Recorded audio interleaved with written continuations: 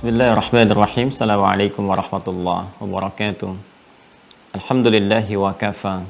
Wassalatu wassalamu ala rasulillahil mustafa wa ala alihi wa sahbihi wa man wafa wa ba'd.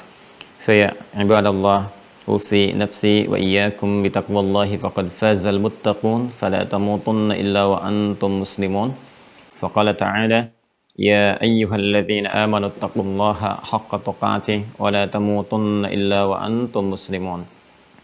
Saudara-saudariku, berjumpa kembali dalam kajian subuh kita di kesempatan kali ini pada sesi Mira Ma'had Islam Rafi'atu Akhir untuk mendalami tuntunan-tuntunan syariat dalam dinul Islam, dan semoga dengan itu semakin mendekatkan diri kita kepada Allah Subhanahu wa taala, meningkatkan kualitas kehidupan kita, dan juga memberikan bekal terbaik untuk dibawa pulang menghadap kepada Allah Subhanahu wa taala. Kita bermohon kepada Allah agar apa yang kita pelajari diberikan bimbingan oleh Allah untuk mudah memahami, dan dengan pemahaman itu dimudahkan pula kita untuk mengamalkannya dalam kehidupan kita sehingga meraih hasil yang diridhai oleh Allah Subhanahu wa taala berupa amal saleh menjadi hasanah dan berbekal ajrun ghairu mamnun untuk mendapatkan rahmat Allah di akhirat kelak. Kita bermohon pada Allah Subhanahu wa taala semoga orang-orang yang berkehidupan sampai detik ini dan belum beriman kepada Allah diberikan kekuatan hidayah dalam jiwanya, dimantapkan lisannya untuk bersyahadat sebelum wafat dan kembali kepada Allah.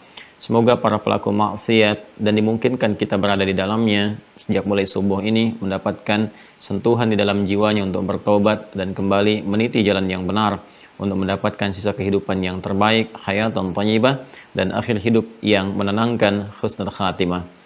Teman-teman sekalian, mari kita melanjutkan bahasan kita di pertemuan yang lalu, masih dalam bab pembahasan akidah, dan kita masih pada pokoknya, dasarnya untuk menguatkan keyakinan kita sehingga terikat di dalam jiwa, terbawa sampai akhir hayat. Terikat dengan kuat, terbawa sampai akhir hayat, mengikat tanpa sulit dilepaskan simpul-simpulnya, disebut dengan akidah. Membawa keyakinan tanpa ragu disebut dengan iman. Dan dengan iman, akidah ini kita coba tampilkan dan buktikan lewat komitmen perilaku kita berupa amal perbuatan sebagai jalan-jalan menuju Allah Subhanahu wa taala yang disebut dengan syariat. Maka iman, akidah, amal, syariat, dua hal yang kemudian menerbangkan kita untuk mendapatkan ridha Allah Subhanahu wa taala dan menyatukan keduanya pada risalah Islam yang sempurna. Karena itulah teman-teman sekalian, kita akan coba melanjutkan pokok-pokok bahasan dari pertalian simpul-simpul keislaman ini yang menjadikan rukun. Ada 5 yang telah kita bahas, dari mulai syahadatain, kemudian salat, zakat, puasa, haji, dan umrah. Dan kita berada di bagian pokok yang pertama dari rukun Islam, yaitu pendalaman dari makna syahadat, asyhadu an la ilaha illallah wa asyhadu anna muhammadar rasulullah, yang menjadi pokok iman. Dan pokok-pokok iman ini diturunkan kembali detailnya kepada 6 bagian utama yang telah kita uraikan di pertemuan yang kemarin, yaitu mengenal Allah Subhanahu wa taala, yang kedua mengenal malaikat dan segala yang terkait dengannya, yang ketiga kitab-kitab yang menjadi pedoman kehidupan, yang keempat para rasul yang diutus untuk menjelaskan pedoman kehidupan dimaksud, yang kelima adalah tentang hari akhirat di mana saat kita berpulang, dan keenam tentang qada dan qadar yang mengatur tentang tata kelola kehidupan kita. Nah, pendalaman kemarin telah sampai kita pada bagian yang pertama, yaitu mengenal Allah Subhanahu wa taala untuk memantapkan kebertuhanan kita kepada Allah Subhanahu wa taala, sekaligus memberikan dasar pengetahuan yang kuat untuk berargumentasi dan mempertahankan keyakinan kita untuk menuhankan Allah dan menyembahnya sampai akhir kehidupan kita. Nah, saya telah pindahkan catatan-catatan kepada bentuk digital. Di belakang saya adalah hasil dari pembahasan kita kemarin, yang bisa juga menjadi intisari pembahasan dari awal sampai akhir pertemuan kita yang lalu. Ini insya Allah akan ditampilkan nanti di web. Jadi teman-teman yang masuk dalam Mira Mahasantri bisa langsung mendownload ini, dan nanti bisa menurunkan lagi. Di staff kita sedang dirapikan sehingga nanti ada intisari pembahasan kita dari awal sampai dengan akhirnya. Jadi nanti kalau pembahasan dari topik A seperti ini, kemungkinan simulasi pertanyaannya begini, jawabannya seperti ini, dalilnya seperti ini, sampai turunan ke akhirnya, untuk pengayaan dan penguatan diri kita, dan bisa menyampaikan kembali kalau itu dimungkinkan hadir dalam pembahasan-pembahasan tertentu di sekitaran dakwah Anda kemudian. Nah, ini sudah kita tampilkan. Jadi bagian ini nanti bisa teman-teman download dari pembahasan esensi beragama sampai ke bagian terakhir kita ada di sini, ya, pendalaman surah Al-Ikhlas. Nah, sekarang kita akan dalami ini, kita pindahkan kepada whiteboard kembali dalam sesi penguatan untuk menetapkan ketuhanan Allah Subhanahu wa taala, ya, sekaligus juga membenarkan ketuhanan Allah Subhanahu wa taala di aspek ilahiyatnya, aspek teologisnya. Ya, saya akan turunkan ini pembahasannya ke dalam bentuk tulisan yang baru untuk menunjukkan pembahasan kita di kesempatan kali ini. Baik, kemarin telah kita sampai kepada makna al-ikhlas. Ya.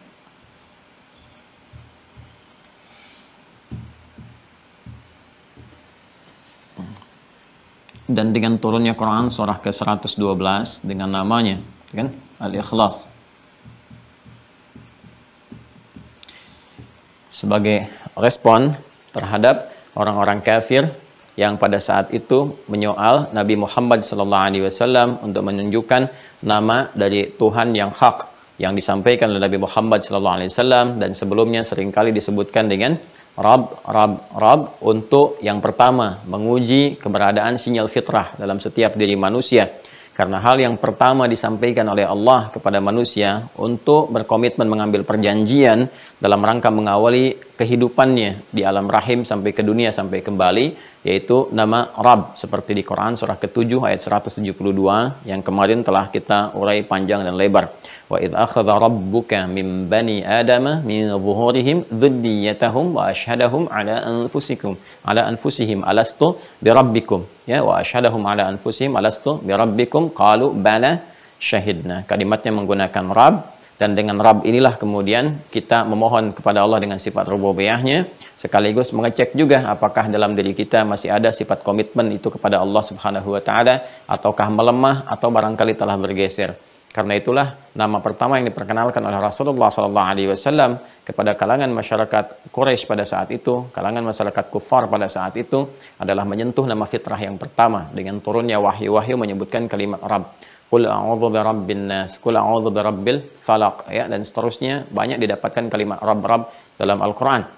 Sekaligus memberikan kesan kepada mereka bahwa hal yang terkait dengan sifat rububiyah, meminta, mengabulkan semua permohonan, menyembuhkan dalam penyakit, kan, memberikan rizki, kebutuhan, perlindungan, pemaafan, pengampunan dan sebagainya, dan pemeliharaan alam semesta, menunjukkan tanda-tanda kebesaran, ketuhanan terdapat dalam sifat rububiyah itu, maka ini terambil semua sifatnya dengan sifat ketuhanan, yaitu dalam kata Rabb. Kata inilah yang kemudian keliru dipergunakan oleh orang-orang pada saat itu, menggunakan kata Rabb kepada aspek-aspek atau sosok-sosok yang dipertuhankan, ya, seperti mereka katakan kami pun punya Rabb, ya, Lata, Azza, Manat, Hubal dan sebagainya. Lalu mereka mengejar Nabi SAW dengan menyoal, siapa nama Rabbmu? Nah, ini kemudian yang menjadikan turun surah Al-Ikhlas untuk menerangkan bahwa yang dimaksud Rabb yang sejati itu, yang sesungguhnya itu adalah Allah. Seperti kita terangkan di pertemuan yang lalu, teman-teman yang baru bergabung, mohon disimak dulu ya yang di hari Senin kemarin supaya ada kesinambungan, ya, dan ketersambungan apa yang telah kita bahas kemarin dengan pembahasan di hari ini.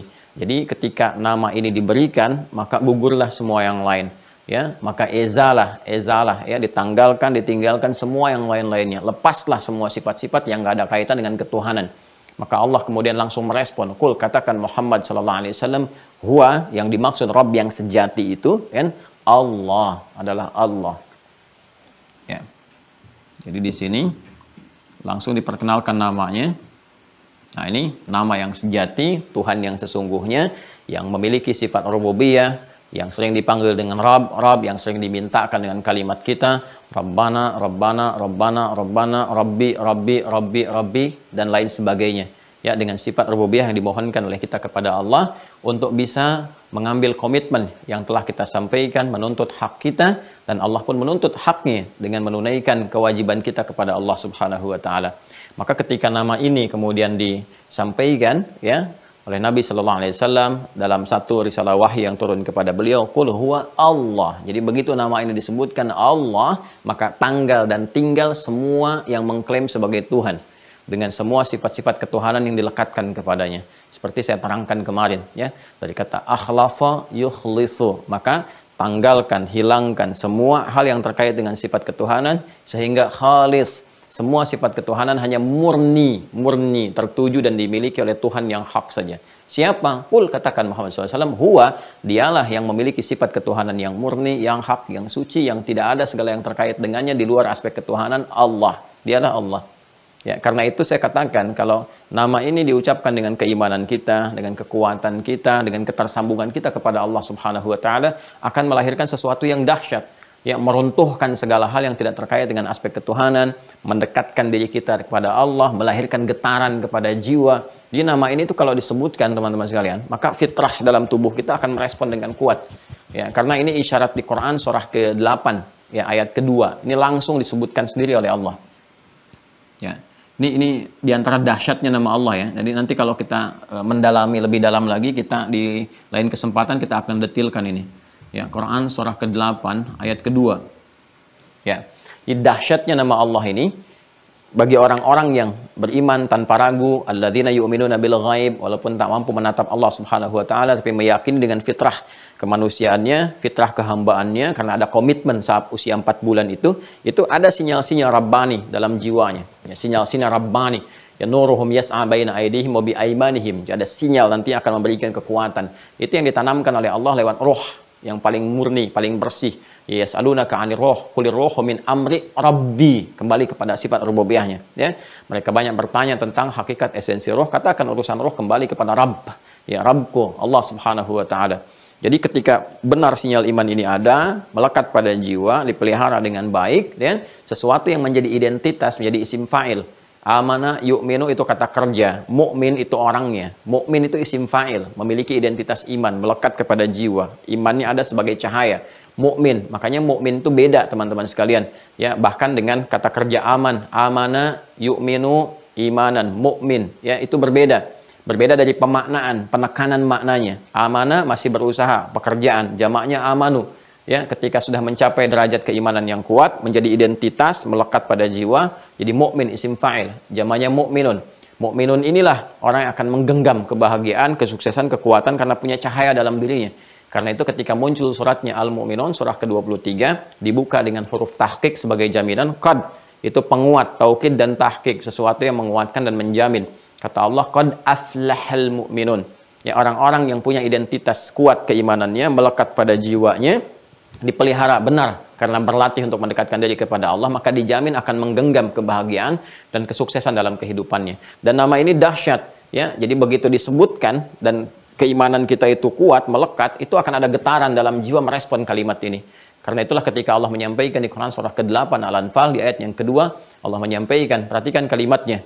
Ya, perhatikan kalimatnya teman-teman sekalian. Innamal mu'minuna alladzina idza dzukirallahu wajilat qulubuhum. Pakai innama, adatul hasri. Ya, yang kemarin saya pernah utarakan juga. Innamal mu'minuna, sungguh orang-orang yang memiliki iman yang sejati itu, yang benar itu, terbatas, ya. Bisa dicek terbatas keadaannya seperti berikut. Ya, terbatas kualifikasinya seperti berikut. Alladzina itu konjungsi isim mausul yang sifatnya mencakup keseluruhan tanpa kecuali. Disebutkan 1080 kali dalam Al-Quran. Nah, ini artinya untuk mendapatkan keimanan sejati itu Allah membuka bagi siapapun tanpa kecuali sepanjang dia mau mendapatinya. Besar, kecil, tua, muda, laki-laki, perempuan, semua punya kesempatan. Seperti di era Nabi SAW sangat terbuka luas. Laki-kah, perempuankah, sudah tuakah gitu kan, seniorkah, masih mudakah, anak kecilkah, semua terbuka untuk mendapatkan nikmat keimanan ini sampai menjadi kenikmatan yang indah, halawatul iman, kan? Nah, kalau sudah kita dapati itu ada tandanya. Innamal mu'minuna alladzina idza dzukirallahu wajilat qulubuhum. Jika disebutkan nama Allah tuh, Allah, ada getaran di jiwanya. Nah, coba tuh ya teman-teman, kalau disebutkan Allah gitu kan, itu sesuatu yang sangat luar biasa. Ya, kalau diperdengarkan tuh 5 kali dalam sehari, getarannya kuat nggak dalam jiwa itu? Kita bisa cek. Jadi ini bukan nama biasa teman-teman sekalian. Berbeda ketika disebutkan nama-nama lain atau yang dipertuhankan dan sebagainya. Makanya tingkat keimanan yang tinggi itu bisa meruntuhkan, menanggalkan segala hal yang tidak terkait dengan Allah. Makanya ketika ada seseorang yang pernah menodong Nabi dengan pedang itu kan, kisahnya kan sangat viral sekali kan. Siapa yang bisa menolongmu saat ini? Kan Nabi hanya mengatakan satu kalimat, tapi kalimat itu diisi dengan keimanan tingkat tinggi yang sangat dahsyat, yang mampu menggetarkan segala hal di sekitarnya. Begitu disebutkan Allah, jatuh itu pedang. Ya, makanya jangan main-main dengan kalimat Allah ini. Ya, nggak boleh main-main, gitu kan? Dipakai sembarangan terus-terusan misalnya untuk sumpah yang tidak benar, ya. Ini kan boleh untuk menguatkan, makanya dia diperkuat untuk menjadi sumpah wallahi, tallahi, billahi, wallahi, kan? Ini kalimat ini kalau nggak pernah dipermainkan oleh lisan kita, diucapkan dengan kalimat iman, ada getaran ini, nggak sembarangan ucapan kalimat ini, ya. Karena itulah namanya ketika diturunkan suratnya Ikhlas, Al-Ikhlas, pakai alif lam lagi, ya. Jadi kalau udah disebutkan tanggal semua yang lain, tertinggal satu Tuhan saja, ya. Kemudian setelah itu semua sifat mengumpul pada dirinya. Ini kedahsyatan kalimat ini. Ya, kemudian diterangkan, dan keterangan ini ya untuk menerangkan sifat-sifat yang terkait dengan Allah ini sekaligus menanggalkan, ini ikhlas, meninggalkan semua hal-hal yang dilekatkan kepada Tuhan-Tuhan ya, atau yang dipertuhankan selain Allah Subhanahu wa taala, Tuhan-Tuhan yang tidak hak, gitu kan? Nah, maka mari kita teruskan teman-teman sekalian. Ini kita dalam rangka masih mengelaborasi dan mendalami, gitu kan, rukun iman, pokok iman yang pertama ya. Kita kan masih mendalami pokok atau dasar, iman. Nah, yang kita kenal dengan rukun iman. Yang pertamanya kan ma'rifah billah, kan, mengenal Allah Subhanahu wa taala. Ya, jangan sampai kita mengatakan Tuhan saya Allah, tapi nggak kenal, gitu kan? Nggak kenal. Bahkan dengan nama Allah itu sendiri, dan nggak punya fungsi ketika diucapkan. Ini ada sesuatu yang harus dikuatkan. Berarti simpul imannya masih lemah. Karena ini pondasi. Pokok itu kan pondasi, dasar, ya, yang menyulam dan menyalin serta memperkuat segala bangunan-bangunan tubuh kita, ekspresi keimanan kita. Ini di sini pokoknya. Jadi kalau pokoknya nggak kuat, ya, dan kita harus mengecek kekuatannya, ini nanti akan jadi bermasalah semua tindakan dan perilaku kita. Ya. Jadi kembali ke sini teman-teman sekalian. Ya. Qul, katakan Muhammad sallallahu alaihi wasallam, huwa Allah. Yang dimaksud dengan Rabb yang sesungguhnya, yang sejati itu Allah, gitu kan? Allahus Samad. Allahus Samad. Ahad, Allahu Ahad. Qul huwallahu ahad yang pertama. Ya, qul huwallahu ahad. Kemudian yang kedua, Allahus Samad. Ya. Yang ketiga, lam yalid wa lam yulad. Lam yalid wa lam yulad. Yang keempat, walam yakul lahu yakun lahu kufuwan ahad. Seperti ini ya. Ini yang kemarin kita telah sampai ke sini, ya, kita turunkan yang kemarin, ya, sini. Nah, sekarang perhatikan baik-baik teman-teman sekalian. Ya, di era Nabi Muhammad SAW berdakwah, itu kan juga banyak yang dipertuhankan, ya. Ada hamba-hamba yang menuhankan selain Allah Subhanahu wa taala.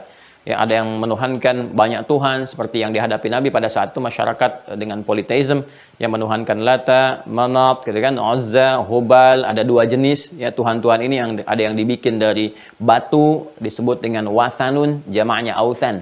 Jadi kalau ngaji Quran menemukan kata authan itu berhala-berhala, gitu kan, yang dari batu dibuatnya. Wathanun, waw tak kecil, nun, jamaknya authan. Ya, seperti ini. Ini yang dibuat dari batu.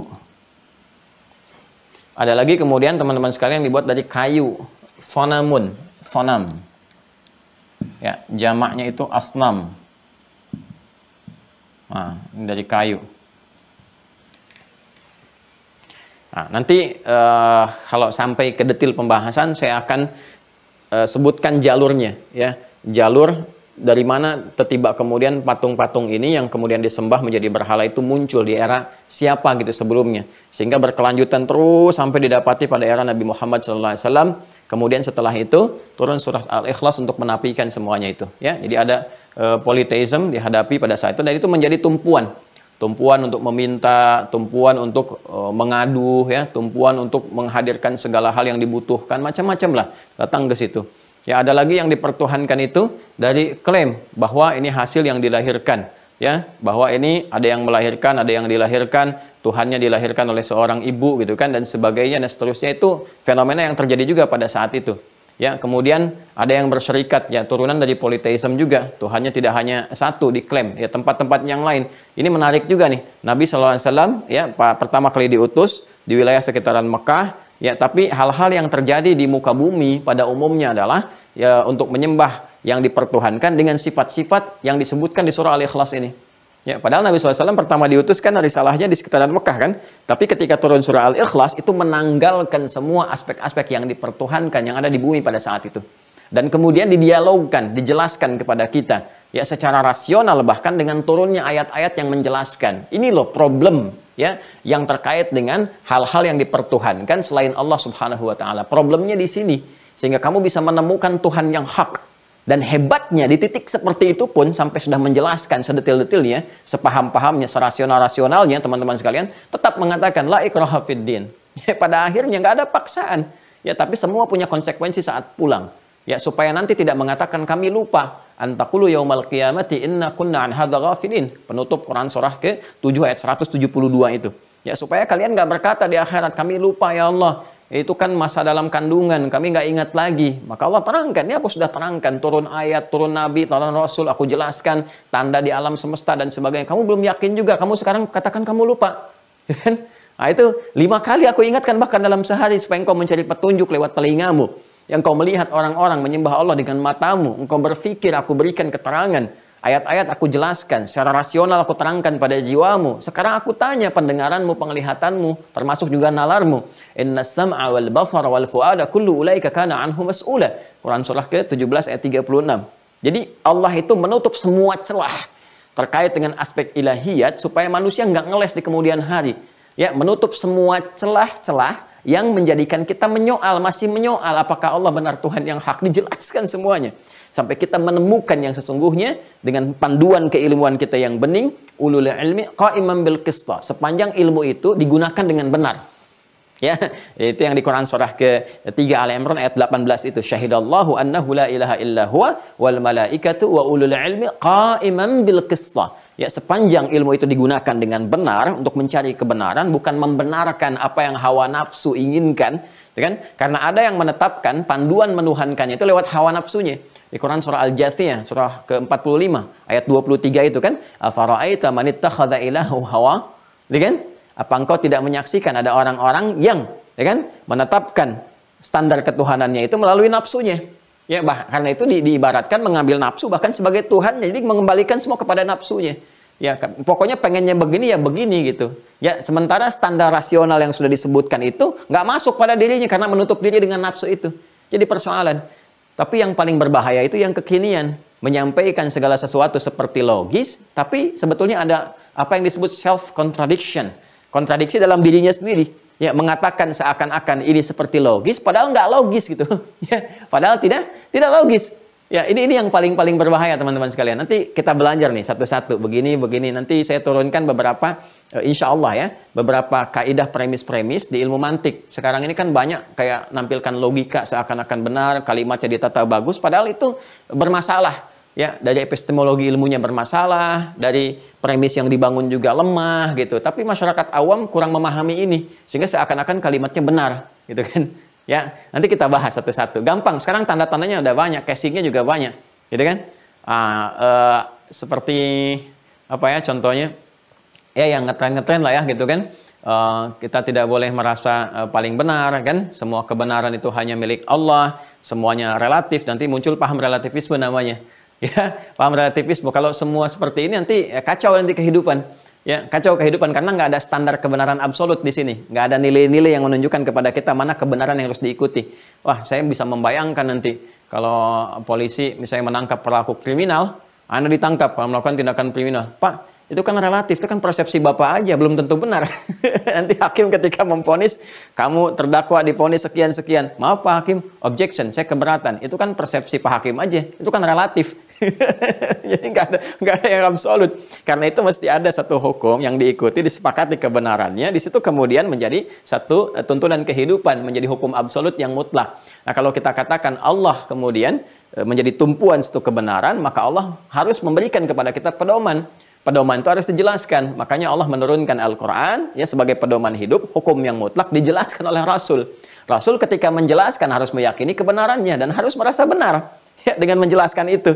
Ya kalau Rasulnya nggak merasa benar, bagaimana bisa menyampaikan? Karena yang disampaikan itu hukum yang paling benar. Karena itulah karena merasa benar, Nabi mendakwahi kepada orang-orang Quraisy pada saat itu, menyurati Heraklius. Kalau nggak merasa benar, ngapain kirim surat untuk masuk Islam? Aslim taslam. Kan? Jadi nggak mungkin sifat Rasul itu ya tidak merasa benar dengan risalahnya, harus merasa benar dengan itu semua karena beliau membawa hukum mutlak, hukum absolut yang harus disampaikan.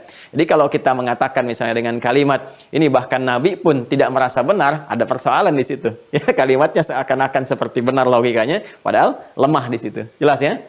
Nah, ini contoh-contoh praktek yang kita bisa ambil. Nanti kita bisa turunkan pembahasan-pembahasannya. Kita menyoalnya adalah cara berpikir ya. Jadi jangan terbiasa kita menyoal orang per orang atau bahkan mencela. Saya tidak pernah mengajarkan seseorang untuk mencela orang lain. Yang kita soal adalah cara berpikir untuk mendapatkan tuntunan ilmu yang benar. Terlepas dari kemudian orang-orang bisa memahami atau mau mengikuti atau mempertahankan hawa nafsunya, itu kembali kepada masing-masingnya. Dan kita berdoa semoga Allah memberikan hidayah. Itu cara yang paling elegan dan mulia kita bersikap.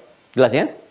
Ya di Mira pun Mahasantri saya tidak mengajarkan ya untuk saling mencela, untuk saling menghina dan sebagainya. Tidak, kita menjauhi itu semua. Kalaupun ada perkataan-perkataan, kalimat-kalimat atau konstruksi berpikir yang tidak tepat, kita kemudian berikan solusi dengan menjawab dan menjelaskan ini loh, kerangka berpikirnya ini yang tidak tepat. Ini yang rapuh bangunan epistemologinya. Harusnya seperti ini. Nah, jelas ya? Nah, kembali ke sini ya. Nah, Allah Subhanahu wa taala kemudian menyoal segala hal yang dipertuhankan itu dengan menjelaskan sifat-sifatnya, kemudian menerangkan secara rasional. Baik, yang pertama kita agak cepat ya. Jadi kita bahas aspek teologisnya. Kul, katakan Muhammad SAW, huwa Allah. Yang disebut Rabb dengan sifat rububiyah itu Allah. Nah, untuk menetapkan dan meyakini kebenaran Allah itu sebagai Tuhan yang hak dengan sifat rububiyahnya, yang merawat alam semesta, menunjukkan tanda kebesarannya, mengampuni, memaafkan, memberikan kebutuhan, menyehatkan, menyembuhkan, dan sebagainya, maka kita harus punya standar untuk menetapkan sifat ketuhanan, kata Allah. Allah sendiri yang menjelaskan. Yang benar-benar Tuhan itu, dan harus dipertuhankan, gak ada Tuhan selainnya, pertama, mesti punya sifat ahad. Ya. Ahad. Baik, jelas ya? Belum, karena belum saya terangkan. Jangan bilang jelas dulu. Kita lihat kenapa mesti punya sifat ahad. Yuk kita lihat pelan-pelan. Nah, sebelum kita sampai ke sifat ahad ini, teman-teman sekalian, kita akan rangkum dulu semuanya ini. Qul huwallahu ahad, Allahus samad, lam yalid walam yulad walam yakul lahu kufuwan ahad. Keempatnya ini kita rangkum dulu dalam penegasan Allah di Quran surah ke-42. Quran surah ke-42. Nanti kalau Anda bertanya kenapa mesti punya sifat ahad, nanti terjawab dari sini. Ayat ke-11. Ya. Fokus. Masih ingat tadi kata Rabb tadi maknanya apa? Kan? Kata Rabb yang menjadi kalimat fitrah kita untuk memohon kepada Allah. Ya, kan mengandung sifat rububiyah kan? Rububiyah. Makanya nanti dalam konsepsi ilmu tauhid ada di antara ulama yang merumuskan nanti tauhid rububiyah di antaranya, ya. Nanti kita akan masuk ke sana setelah membahas fase di akhir abad kedua awal abad ketiga, ya. Terus ke atasnya nanti kita akan temukan. Yang terkait dengan perawatan alam semesta, langit dan bumi, yang memberikan kemudian tata kelola kehidupan kepada kita, membimbing kita bagaimana mengatasi kehidupan, menghadirkan pasangan kepada kita, untuk mendekatkan diri kepada Allah, kemudian menyembuhkan, menyehatkan dan sebagainya. Maka di Quran surah ke-42 Asy-Syura ayat 11 disebutkan dulu nih pengantarnya. Fatirus samawati wal ard.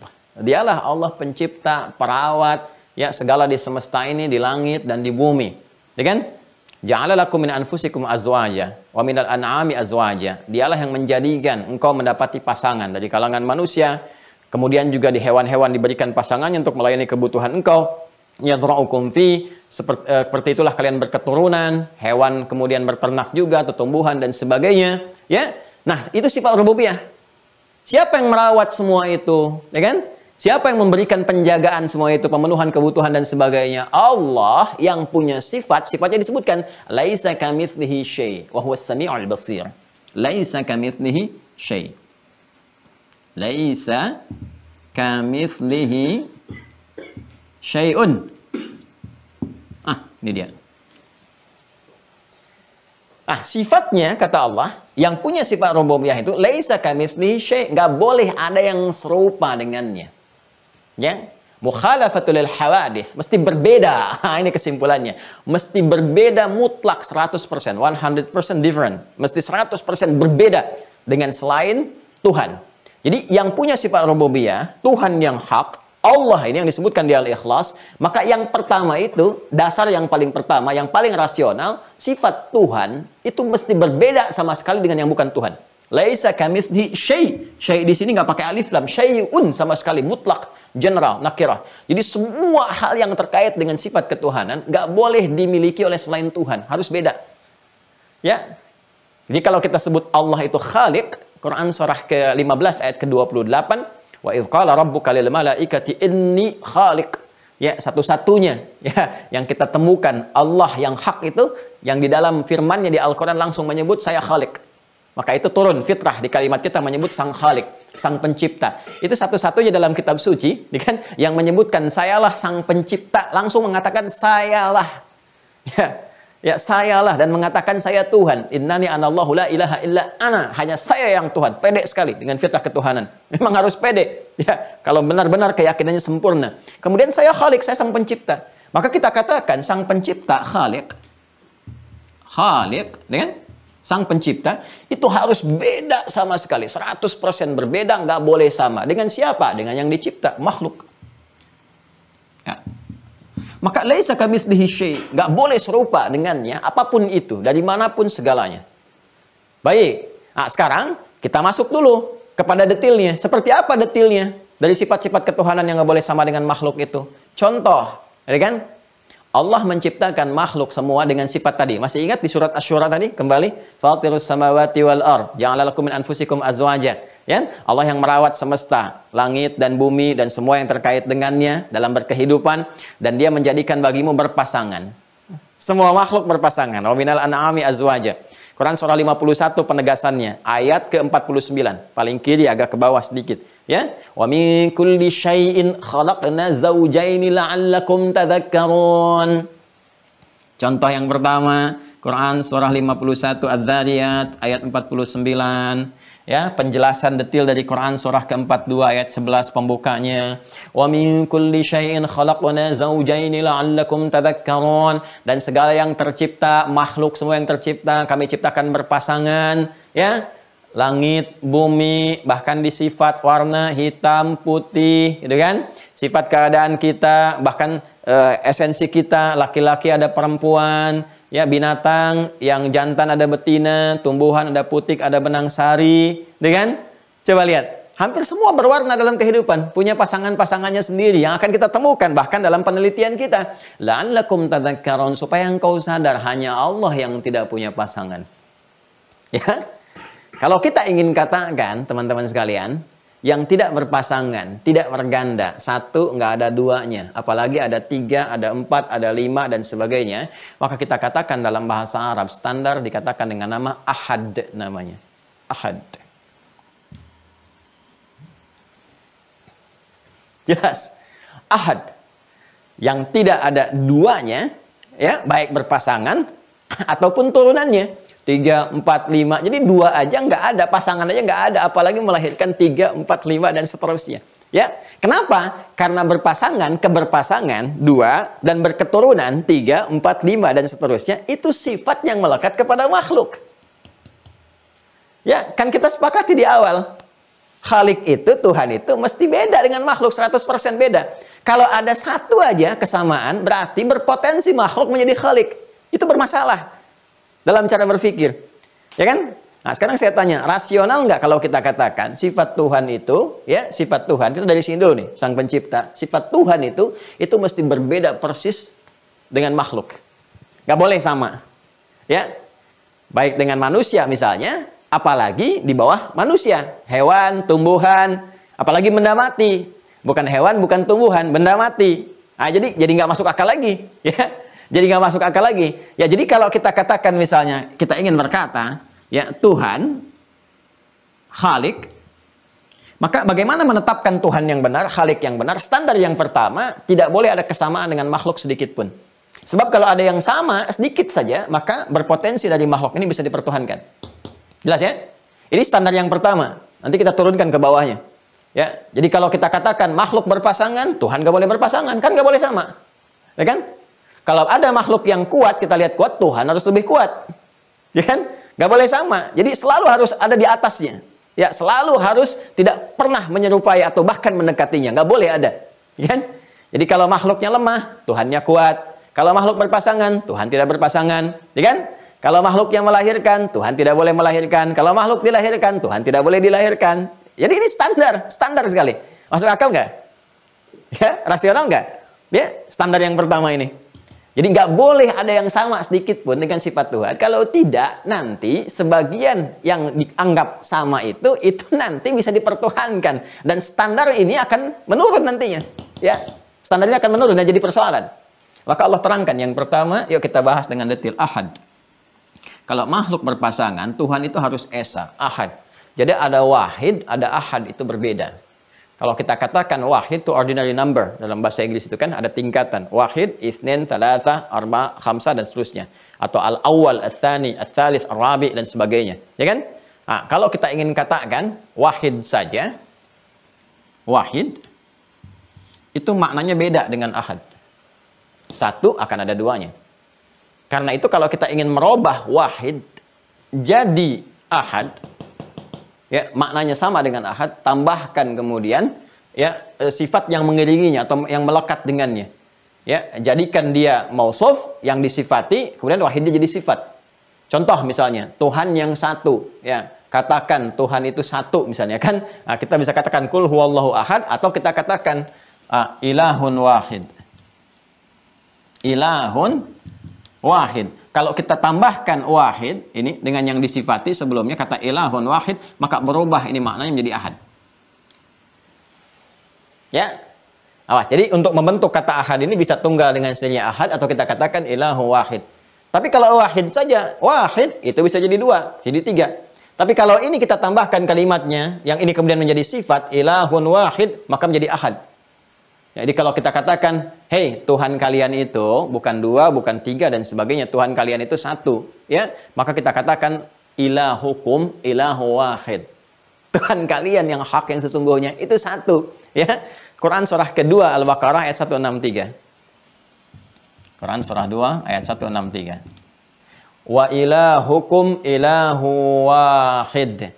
Ya, paling kiri sebelah bawah. Wa ilahukum, dan Tuhan kalian itu yang hak, yang benar, yang memenuhi standar-standar ketuhanan, dan kalian bisa uji, bisa cek, bisa analisis dengan logika kalian, dengan ilmu yang benar, silahkan. Sangat terbuka. Kalau sudah dijelaskan kalian yakin, masuk Islam, beriman, alhamdulillah. Kalau tidak pun nggak ada paksaan, tapi ketika kembali kepada Tuhan yang hak, masing-masing punya konsekuensi. Adil nggak? Ya? Hukumnya tidak memaksa, menyampaikan secara rasional, dalilnya ada, wa ilahukum ilahu wahid. La ilaha illa huwa rahmanur rahim. Siapa ilahukum ilahu wahid itu? Tuhanmu Tuhan yang satu. Siapa namanya? Allah. Ya, begitu sudah muncul kalimat Allahnya, ininya kemudian hilang diganti dengan kalimat yang tegas ahad. Qul huwallahu ahad. Yang dimaksud ilahukum ilahu wahid itu Allah. Itulah yang mengandung dan memiliki makna ahad. Baik, jelas? Nah, jadi ketika Allah menerangkan Tuhan itu mesti satu, logika pertama adalah untuk membedakan dengan makhluk yang nggak boleh dipertuhankan. Kalau makhluk berpasangan, Tuhan itu nggak boleh berpasangan. Sifat ketidakberpasangan dan tidak kemudian berketurunan, tidak kemudian melahirkan turunan-turunan, maka disebut dengan ahad. Sekarang bertanya lagi, emang kenapa Tuhan yang nggak boleh 2, 3, 4, dan seterusnya? Kenapa harus tunggal? Maka dijelaskan secara rasional. Perhatikan, Quran surah ke-21 ayat 22. Quran surah 21 Al-Anbiya ayat 22.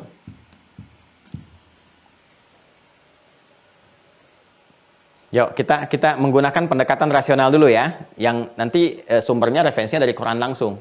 Jadi kalau nanti berdiskusi dengan yang sudah beriman cukup pakai dalil. Kalau nggak yakin dengan dalil yang dipertanyakan keimanannya. Kalau bagi yang belum beriman, gunakan logika ini. Kalau nanti bertanya di mana referensinya, Allah sendiri yang menjelaskan Tuhan saya yang hak ditemukan di Al-Quran. Jelas ya? Nah, sekarang kenapa Tuhan tidak boleh 2, 3, 4, 5, dan seterusnya? Kenapa harus satu? Ya? Perhatikan baik-baik. Laukana fihima, laukana fihima alihatun illallahu la fasadata.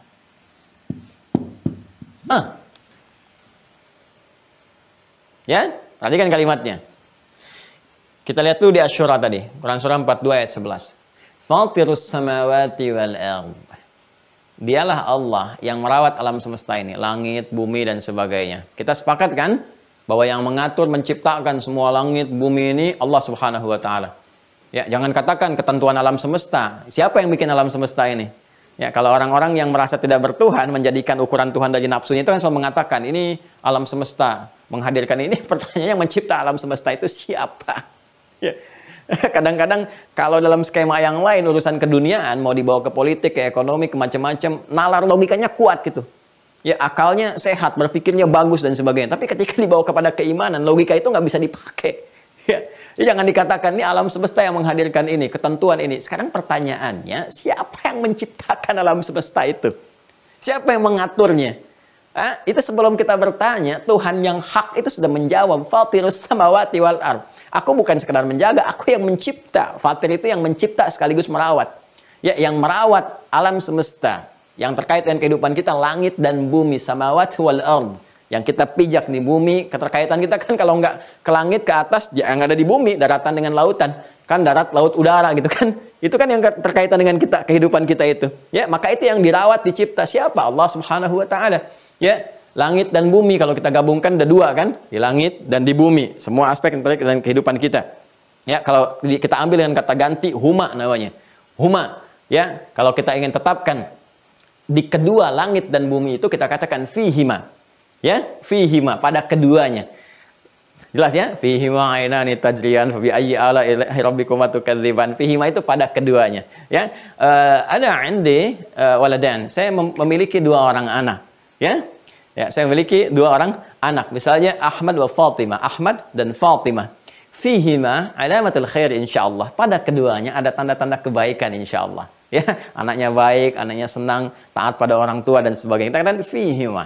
Jadi, Allah yang merawat langit, mencipta bumi, merawat keduanya. Fihima kita katakan, ya, pada langit dan bumi itu. Di sini fatirus samawati wal ardh. Perhatikan, ada langit, ada bumi yang dicipta, dirawat dan sebagainya. Sekarang, kalau Anda katakan Tuhannya lebih daripada 1, 2, 3, 4 dan sebagainya, maka konsekuensi logisnya secara rasional, laukana fihima. Kalaulah di langit dan di bumi itu yang menciptakan, mengatur dan sebagainya, alihatun, ada banyak Tuhan. Illallahi, selain Allah. Ya, kalau Allah kan jelas satu nih, ahad. Katakan Allah itu satu, kan? Allah itu esa, kan? Ya, kalau Allah jelas kan menunjuk pada yang satu. Allah itu nggak mungkin lafaz menunjuk pada yang banyak, itu nggak mungkin. Ya, karena itu kata Allah itu nggak akan ditemukan kecuali menunjuk pada syariat Islam. Cuma di Islam. Makanya nggak bisa dimodifikasi pada nama-nama Tuhan yang lain, nggak bisa. Karena memang itu memang khusus ditujukan kepada Tuhan ya bagi orang yang beriman dalam Islam. Tuhannya orang Islam, Allah jelas. Ya, ketika turun ayat yang mengatakan kul huwa Allah. Jelas ya? Nah, ini memang identitas. Jadi kalau ada di keyakinan lain menyebut Tuhannya dengan Allah misalnya, ini tanda-tanda kebaikan. Artinya secara fitrah menyadari Allah itu Tuhan, ya kan? Tinggal mencari jalan untuk kembali kepada Allah Subhanahu wa Ta'ala, ya. Nah, ini kalaulah pada pemeliharaan pencipta langit dan bumi itu ada banyak Tuhan selain Allah, ya, yang dipertuhankan, Tuhannya 2, 3, 4 dan sebagainya, maka secara logika, ya, secara logika, la fasadata, akan rusak nanti. Nggak akan stabil pemeliharaan langit dan bumi itu. Kenapa? Ya, karena pada dasarnya lebih daripada satu itu akan melahirkan juga pemikiran-pemikiran yang beragam. Ide-ide yang beragam, keinginan-keinginan yang tidak sama. Nah, ini bagian dari sifat makhluk. Ya. Sesuatu yang banyak, yang beragam, yang keberpasangan lebih dari satu, sifat makhluk. Karena itu kalau Anda ambil sifat makhluk yang berpasangan, yang banyak dan sebagainya, yuk kita sebutkan. A, B, C. A, Adi, Budi, Chandra. Ada 3 orang. Ya kan? Kemudian 3 orang ini apakah memiliki pikiran yang sama? Tidak. Ya. Sekarang aja di Zoom seperti ini, Anda punya di keluarga 3 orang. Yang satu mengatakan, nah nanti aja ikutnya di pertengahan. Yang satu mengatakan ikut dari awal. Yang satu mengatakan, ayo udah kita kompak aja dari awal ikut. Cuman di tengah-tengah nanti saya akan pergi. Yang ini mengatakan, enggak, saya akan siap-siap pekerjaan. Nanti saya pindah dari Zoom ke YouTube. Semua itu bisa berbeda. Oh, saya mau pakai yang ini, tidak, saya mau pakai yang ini. Anda bisa bayangkan nggak kalau itu dibawa, ya, refleksinya dalam suasana, dalam tanda petik ketuhanan untuk mengatur alam, maka dibayangkan bagaimana hal yang terjadi kepada alam itu. Tuhan yang satu mengatakan, ini penduduk Bekasi ini memang kurang bersyukur, kirimkan aja hujan yang menjadikan banjir. Kata Tuhan yang satu, jangan dulu pakai banjir, uji dulu, barangkali di antara mereka ada yang mau tobat. Yang satu lagi mengatakan, jangan asal kirim aja, jangan asal bilang tobat aja. Tuh, di antara mereka juga ada hamba-hamba yang sedang beristighfar. Anda bisa bayangkan kalau Tuhannya berselisih, bagaimana dengan ciptaannya? Bisa kebayang nggak? Kalau sesama Tuhan ribut, alamnya rusak, hancur alam. Ya, manusia berperang aja pertumpahan darah terjadi, ada kerusakan. Dhaharal fasadu fil barri wal bahri bima kasabat aydin nas. Sekarang Tuhannya berkelahi, maka apa yang terbayang dengan alam? La fasadata, hancurlah nanti apa yang dicipta itu. Ya, maka secara logika, secara rasional, nggak mungkin Tuhan itu lebih daripada satu. Ya, kalau Anda mau katakan lagi, wah, itu mungkin saja Tuhannya kompak. Kan di antara sifat ketuhanan bisa aja kompak misalnya kan. Ya, tapi ini menunjukkan kelemahan Tuhan. Yang Tuhan tuh nggak boleh sama. Maka dia punya sifat kufu namanya. Walam yakul lahu kufuwan ahad. Sifat Tuhan tuh nggak boleh berserikat. Karena kalau berserikat menunjukkan Tuhan lemah. Nggak bisa mengerjakan satu tugas dengan sendirinya. Dia butuh partner. Yang namanya Tuhan tuh nggak perlu partner. Yang butuh partner itu makhluk. Ya, yang butuh partner itu makhluk. Partner itu menunjukkan kelemahan, nggak bisa kerja sendiri. Ya, nggak bisa menguasai. Lalu untuk apa Allah menciptakan malaikat? Untuk apa menciptakan? Kalau Allah bisa sendiri. Untuk kemaslahatan makhluk, Joni. Dan untuk pembuktian kepada Anda. Supaya saat Anda menuntut, ada pembuktian kepada Anda. Karena itu Allah Maha tahu dengan segalanya. Ya. Nah, ayo balik ke sini. Balik ke sini, ya. Ah, jadi ini logika yang pertama yang Allah sampaikan kepada kita. Kalaulah kemudian tidak punya sifat ahad ini, maka jadi persoalan. Yang pertama akan ada potensial di makhluk yang dipertuhankan, karena ada sifat-sifat yang dimiripkan di dalamnya, dan potensial makhluk bisa diangkat menjadi Tuhan. Ini berbahaya. Ya kan? Baik, maka mesti beda secara entitas, ya, zatnya harus beda. Jadi nggak boleh kemudian memiliki sifat-sifat makhluk, diantaranya adalah sifat ahadnya. Kemudian kalaupun Tuhan dianggap lebih daripada satu, ini akan ada persoalan dalam pengelolaan alam semestanya. Ya.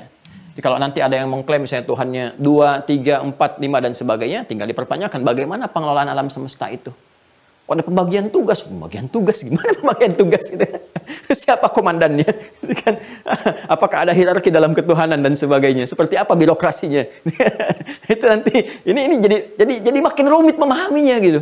Ya, ini kan jelas. Qul huwallahu ahad. Jelas kan? Nggak ada pertanyaan susulan? Apa yang mau ditanyakan pertanyaan susulannya? Kalau ini banyak pertanyaan nanti. Ya, dari 3 Tuhan, 4 Tuhan, 5 Tuhan, 6 Tuhan, pimpinannya siapa? Siapa yang paling berkuasa? Siapa yang muncul duluan? Ya kan? Yang ini jabatannya apa? Birokrasinya bagaimana? Pengaturannya, pembagiannya bagaimana? Kalau semua berwenang pada setiap hal, untuk apa jadi 3? Kenapa nggak satu aja? Itu selalu kompleks, nanti jadi rumit gitu. Sedangkan agama itu kan memudahkan. Ad-dinu yusrun, wala usrun.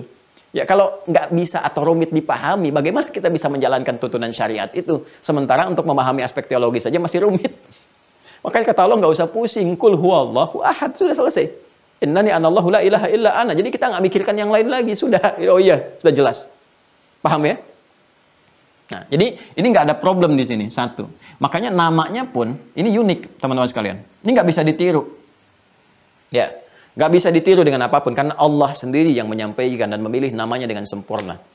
Allah sendiri. Jadi kita nggak bisa mendekat-dekati atau mencoba meniru dan sebagainya. Ini kalau kita kembalikan ke penamaan sejatinya, mau kita apa-apakan ini, tetap kembali kepada sifat ahad. Inilah keistimewaan, kebesaran nama Allah sendiri. Nama ayatnya aja, nama Allah itu sudah menunjuk kepada ayat, tanda yang mendekatkan kepada dirinya. Jadi kalau kita hilangkan, saya sering katakan ya, kita hilangkan bagian-bagian apapun dari huruf ini yang membentuk nama Allah ini akan kembali kepada Tuhan yang hak. Yuk, misal, kita ingin uji ya. Kita hilangkan nih huruf yang pertamanya. Alifnya kita hilangkan. Tuh. Ya kan? Baca. Lillah. Lillahi ma fis samawati wa ma fil ard. Maknanya masih kembali kepada yang ahad. Lillah, hanya milik Allah. Tuh, tetap kembali. Lillahi ma fis samawati wa ma fil ard. Anda hilangkan lagi lamnya 1. Kalau lam hilang 1, otomatis tasdid hilang. Baca. lahu mulkus samawati wal ard. Lahu ma fis samawati wa ma fil ard. Hanya milik Allah, kembali ke Allah lagi. Semua ke Allah, ke Allah, ke Allah. Semua kepada yang satu. Kalau Anda hilangkan lamnya satu lagi, tinggal muncul hu. Hu. Siapa hu ini? Hu itu singkatan dari huwa. Huwa. Karena kalau Anda baca di huwa, kemudian Anda wakaf, maka menjadi hu. Ya, Allahu la ilaha illa huwal hayyul qayyum. Misal, Quran surah ke-2 ayat 255 disebut ayat kursi. Atau Quran surah ke-3 ayat yang kedua. Allahu la ilaha illa huwal hayyul qayyum. Berhenti di kalimat hu. Allahu la ilaha illa hu. Kalau nggak bunyi A-nya. Ya, hu. Dari mana asalnya hu? Dari kata huwa. Kalau Anda wakaf di sini huwa, oh ini. Huwa-nya nggak bunyi. Ya, kalau Anda tanya, apa yang dimaksud huwa ini? Ya huwa ke sini. Kalau Anda tanya, siapa huwa yang dimaksud di situ? Dijelaskan lagi kalau ikhlas kul, katakan huwa, yang dimaksud huwa ini Allah. Ya kan? Karena itu ada aliran kan kalau zikir dia hu. Nah, itu nggak sembarangan, itu ada tahapannya dulu. Tahapannya dari apa? Dari kenal dulu, ma'rifahnya dari kata Allah dulu, nggak tiba ujug-ujug hu. Oke, kalau saya ditanya, Ustaz bagaimana zikir yang hu, siapa yang ditanya? Itu latihan nggak dari awalnya? Kalau nggak tahu sama sekali, hu harus dikenalkan dulu. Kemana itu sumbernya? Ya, kalau para mursyid, guru-gurunya sudah mengetahui, itu hu itu dari kata huwa itu dari kata Allah, wallah. Karena itu saya sering ajarkan, kalau yang awam-awam, ajarkan dari awal. Ajarkan standarnya. Tuh, zikir yang lurusnya dulu, yang sempurnanya dulu. Kalau sudah mengenal, sudah paham banyak cara berzikir untuk mendekat kepada Allah. Ya, dari kita kalau sudah kita mengenal apalagi struktur Al-Qur'an tuh. Ya, nanti digambarkan umumnya dalam Al-Fatihah. Al-Fatihah terangkum dalam Bismillahirrahmanirrahim. Bismillahirrahmanirrahim terangkum dalam huruf ba. Ba terangkum dalam titik. Titik itu titik dari titik nun wal qalami wa ma yasturun. Ya kan? Makanya orang-orang tradisional ini ada orang-orang yang berdiskusi dengan saya mengatakan, Ustaz, ba itu sebetulnya juga lambang spiritual dari batik gitu. Batik. Ba itu katanya bak titik. Bak titik yang merangkum Bismillahirrahmanirrahim. Tapi itu dia nggak bisa menemukan dalil ya. Bisa dikarya-karyakan atau apa, Allahu alam. Tapi itu diskusi ya dengan pengrajin dan sebagainya gitu. Itu Allahu alam, itu kan pandangan-pandangan tradisional, bisa juga dilekatkan dengan budaya, dengan macam-macam. Jangan dipotong ya. Ini cuma ngobrol-ngobrol tuh dengan ini. Jadi jangan langsung tampilan usah. Nah, sekarang kalau kita hapus semuanya, hapus nih. Hilang kan? Hilang. Nggak kelihatan tuh. Hilang. Oh. Kelihatan nggak? Nggak kan?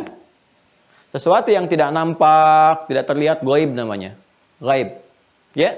Maka sifat gaib pun masih lekat kepada Allah karena tak nampak dalam pandangan kita. Tapi kita yakini tanpa ragu. Yakin tanpa ragu disebut iman. Ya, terus-terusan yakin tanpa ragu sampai kapanpun disebut yu'min. Yu'min, amana yu'minu. Ya, kalau kita jamakkan karena banyak yang yakin tanpa ragu walaupun tak melihat Allah dalam dimensi kehidupan dunia disebut yu'minun. Kalau banyak orangnya tadi dikatakan alladzina, kita katakan alladzina yu'minun. Dengan siapa? Allah yang tak nampak dalam pandangan tapi kita yakin, betul, ghaib, bil ghaib. Al-Baqarah ayat 3, alladzina yu'minuna bil ghaib. Dan dengan keyakinan itu dia masih menyembahnya lewat salat, wa yuqimunas shalah. Kenapa salat diperintahkan oleh Allah yang gaib itu? Ya, innani anallahu la ilaha illa ana fa'budni wa aqimis shalah li dzikri. Quran surah 20 ayat 14. Nyambung semua. Tuh. Jadi namanya pun Allah itu sudah agung, sudah ayat. Kalau Rasul itu mukjizat, kalau Allah itu sudah ayat. Semua firman-Nya disebut ayat. Ayat itu semua tanda yang mendekatkan kepada Allah. Tanda yang mendekatkan pada tujuan disebut alamat namanya. Alamat. Karena itu ketika Anda tanya di mana alamat Ustaz Adi Hidayat, begitu Anda tahu alamatnya lebih mendekatkan kepada tujuan. Jelas? Tanda yang mendekatkan diri kita kepada Allah yang hak disebut ayat. Karena itu Al-Quran disebut ayat isinya. Al-Fatihah 7 ayat, Al-Baqarah 286 ayat, Ali Imran 200 ayat, demikian seterusnya.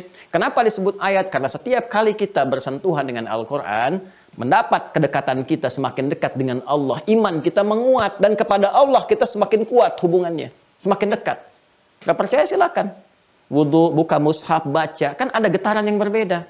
Itu yang disebutkan di Quran surah 8 ayat kedua itu di penutupnya. Wa idza tuliyat 'alaihim ayatuhu zadathum imana wa 'ala rabbihim yatawakkalun. Tuh, ini Allah. Jadi dari namanya sudah menunjukkan nama ketuhanan. Makanya nggak bisa diserupakan. Ambil semua nama yang dipertuhankan, hilangkan satu persatu setiap hurufnya, nggak akan ketemu dan nggak akan kembali pada satu nama yang sama. Karena makhluk. Ya, coba Adi itu, Adi misalnya. Ini makhluk nih. Nabi bukan, Rasul bukan, malaikat bukan, apalagi dianggap Tuhan. Kan? Tidak, hanya manusia yang berpotensi punya salah dan sebagainya. Hilangkan salah satu hurufnya. A. Apa kembali kepada entitas yang sama? Tidak. Di. Kan? D-nya dihilangkan. Y. Ya, sudah nggak sama, dihilangkan ya sama sekali hilang, meninggal. Habis. Gitu kan? Ini tidak. Anda mau hilangkan dari sini pun sama saja. Ya.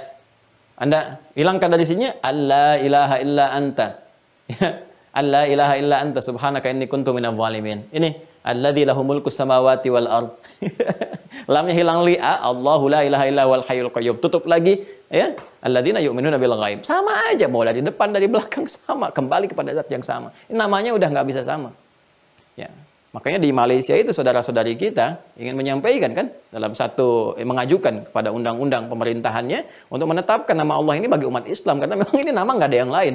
Tapi dipahami dari sisi lain kalau ada ingin yang mengambil nama ini ya dari keyakinan-keyakinan tertentu ingin memiripkan dan sebagainya itu menandakan itu fitrahnya sedang bicara ingin kembali pada Tuhan yang hak.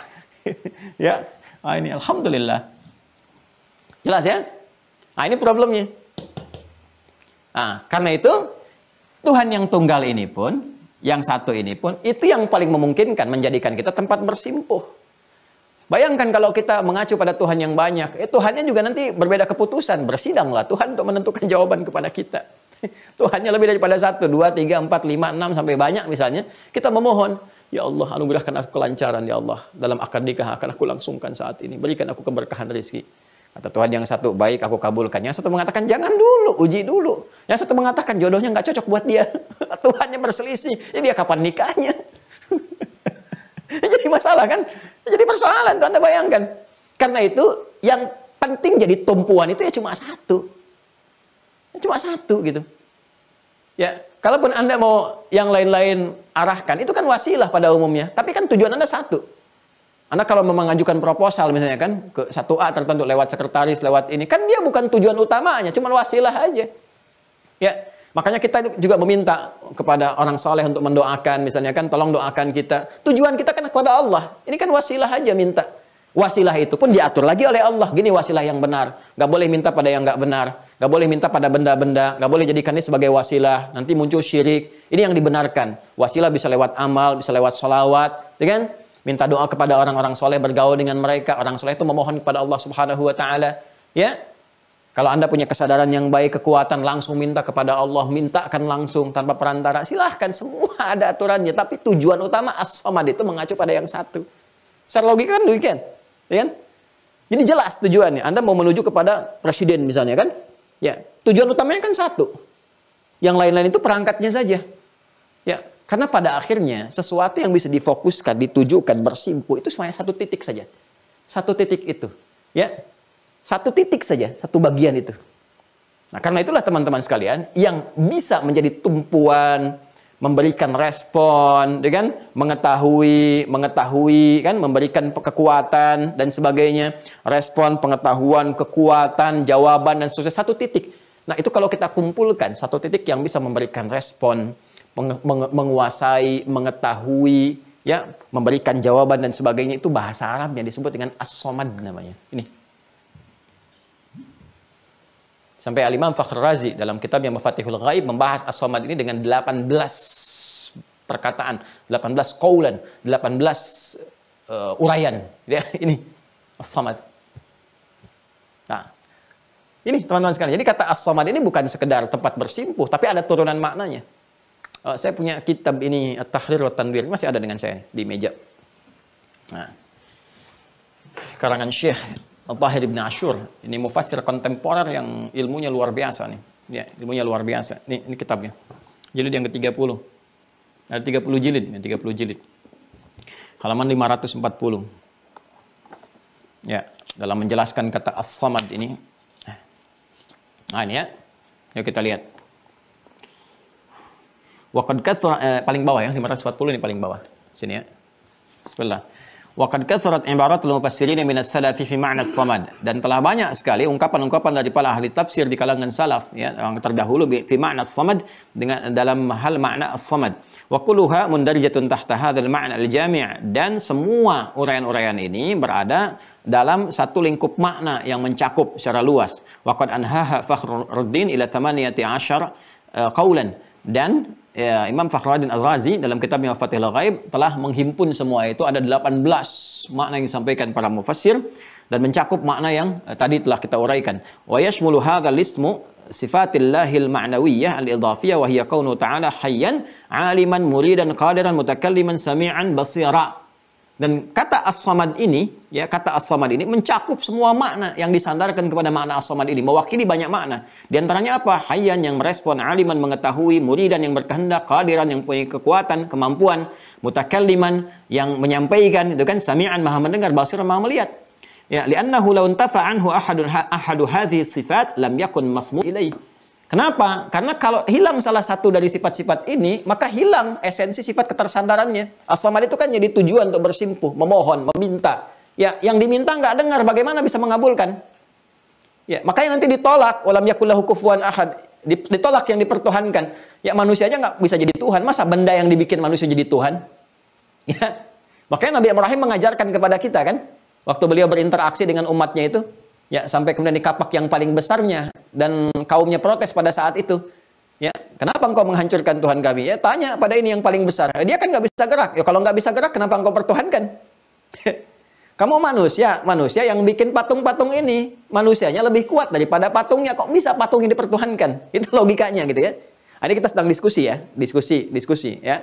Jadi kita mendiskusikan pemikiran. Ini argumentasi dari Al-Quran tuh begini. Anda yang bikin, Anda lebih kuat daripada yang dibikin. Kok bisa yang lebih kuat menuhankan yang lemah bikinannya? Ini kan disoal. Nah, itu nanti ada di Quran surah ke-22 Al-Hajj.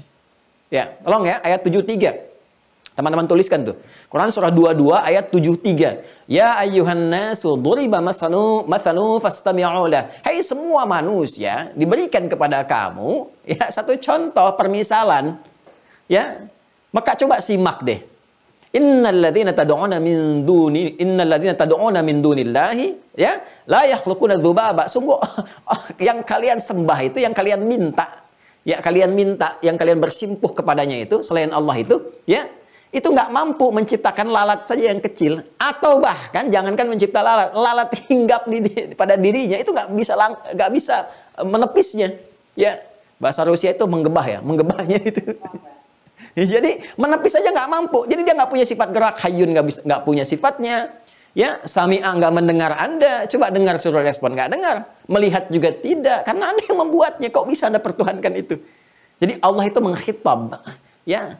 Menguji logika berpikir kita. Itu Anda yang bikin, Anda yang lebih kuat, Anda yang dengar, dia nggak dengar, Anda yang lihat, dia nggak lihat, Anda bergerak, dia nggak gerak. Kok bisa Anda yang lebih kuat dari dia menuhankan dia?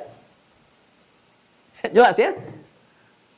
Jadi as-samad itu jadi tumpuan. Tuhan itu kan harus jadi pusat tumpuan kan?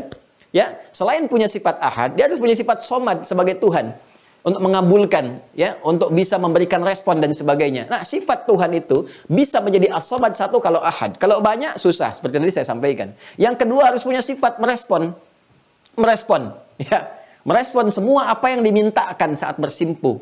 Ya. Makanya as-samad bimakna masmud. Masmud ilaihi. Sesuatu yang menjadi sandaran dalam permohonan, dalam pengaduan dan sebagainya. Ini nggak mungkin menjadi tumpuan. Pertama kalau tidak esa, tunggal. Yang kedua nggak mungkin punya sifat itu kalau tidak punya sifat-sifat turunan yang dicakupnya. Yaitu tadi, misalnya hayyun, muridun, qadirun, alimun, basirun. Ya, merespon, bergerak, memahami, mengetahui, memiliki kekuasaan, kekuatan, dan mampu memberikan respon-respon sesuai dengan permintaan yang dibutuhkan. Itu as-samad. Dan siapa yang punya itu semua? Kata Allah, hanya Allah. Makanya kalimatnya tidak menggunakan huwa. Allah lagi. Untuk menegaskan. Ya, bisa dalam bahasa Arab dikatakan kul huwallahu ahad, huwa as-samad, bisa. Tapi untuk menegaskan yang punya sifat itu hanya Allah. Tuhan yang hak. Sehingga nggak ambigu lagi. Sehingga Anda nggak tanya lagi dia, huwa siapa? Ya, Makanya as-samad di sini khabar tsani. Ya. Khabar tsani di Arabnya itu khabar. Ada mubtada, ada khabar. Ya, khabar itu menjelaskan. Siapa yang dijelaskan? Ini Allah lagi. Kata Allah, Allahus samad. Yang punya sifat as-samad itu supaya tidak ambigu, hanya Allah saja. Allah lagi. Kembali kepada Allah. Jelas ya? Ah, jadi yang bisa menjadi Tuhan harus menjadi tempat bersimpuh. Ya, untuk menguji. Pertama harus ahad, yang kedua korelasi ahad dengan yang kedua, yang harus jadi Tuhan itu bisa menjadi tempat bersimpuh, tempat bermohon, tempat mengadu dan sebagainya. Dia harus punya sifat as-samad. Sedangkan untuk punya sifat as-samad itu, pertama dia nggak boleh melebihi sifat tunggal, sifat ahad. Harus ahad. Ya kan? Yang kedua harus mencakup sifat-sifat turunannya. Bisa merespon, bisa bergerak, bisa mengabulkan, bisa mengetahui, mendengar, melihat, dan sebagainya. Jadi ini untuk menolak klaim-klaim yang dipertuhankan, yang nggak bisa melihat, nggak bisa mendengar, nggak bisa merespon, bagaimana jadi Tuhan? Sementara manusia yang menciptakannya, manusia aja nggak bisa mengklaim dirinya sebagai Tuhan. Ini yang diciptakan manusia malah dipertuhankan, kan aneh itu. Ya, jelas ya? Awas, hati-hati nih, hati-hati.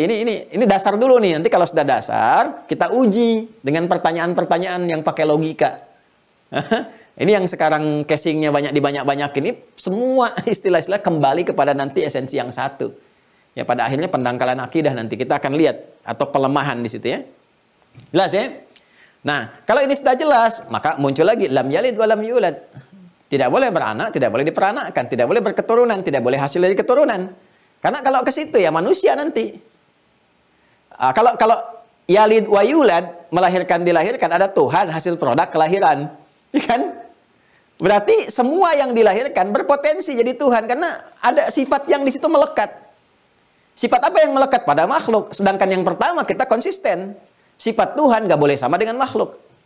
Kan kita sepakat di awal, laisa kamitslihi syai'. Sepakati dulu, nggak ada yang boleh serupa dengan Tuhan, ya kan? Baik zatnya juga yang terkait dengan sifat-sifatnya harus 100% different. Semua harus berbeda. Nggak boleh sama.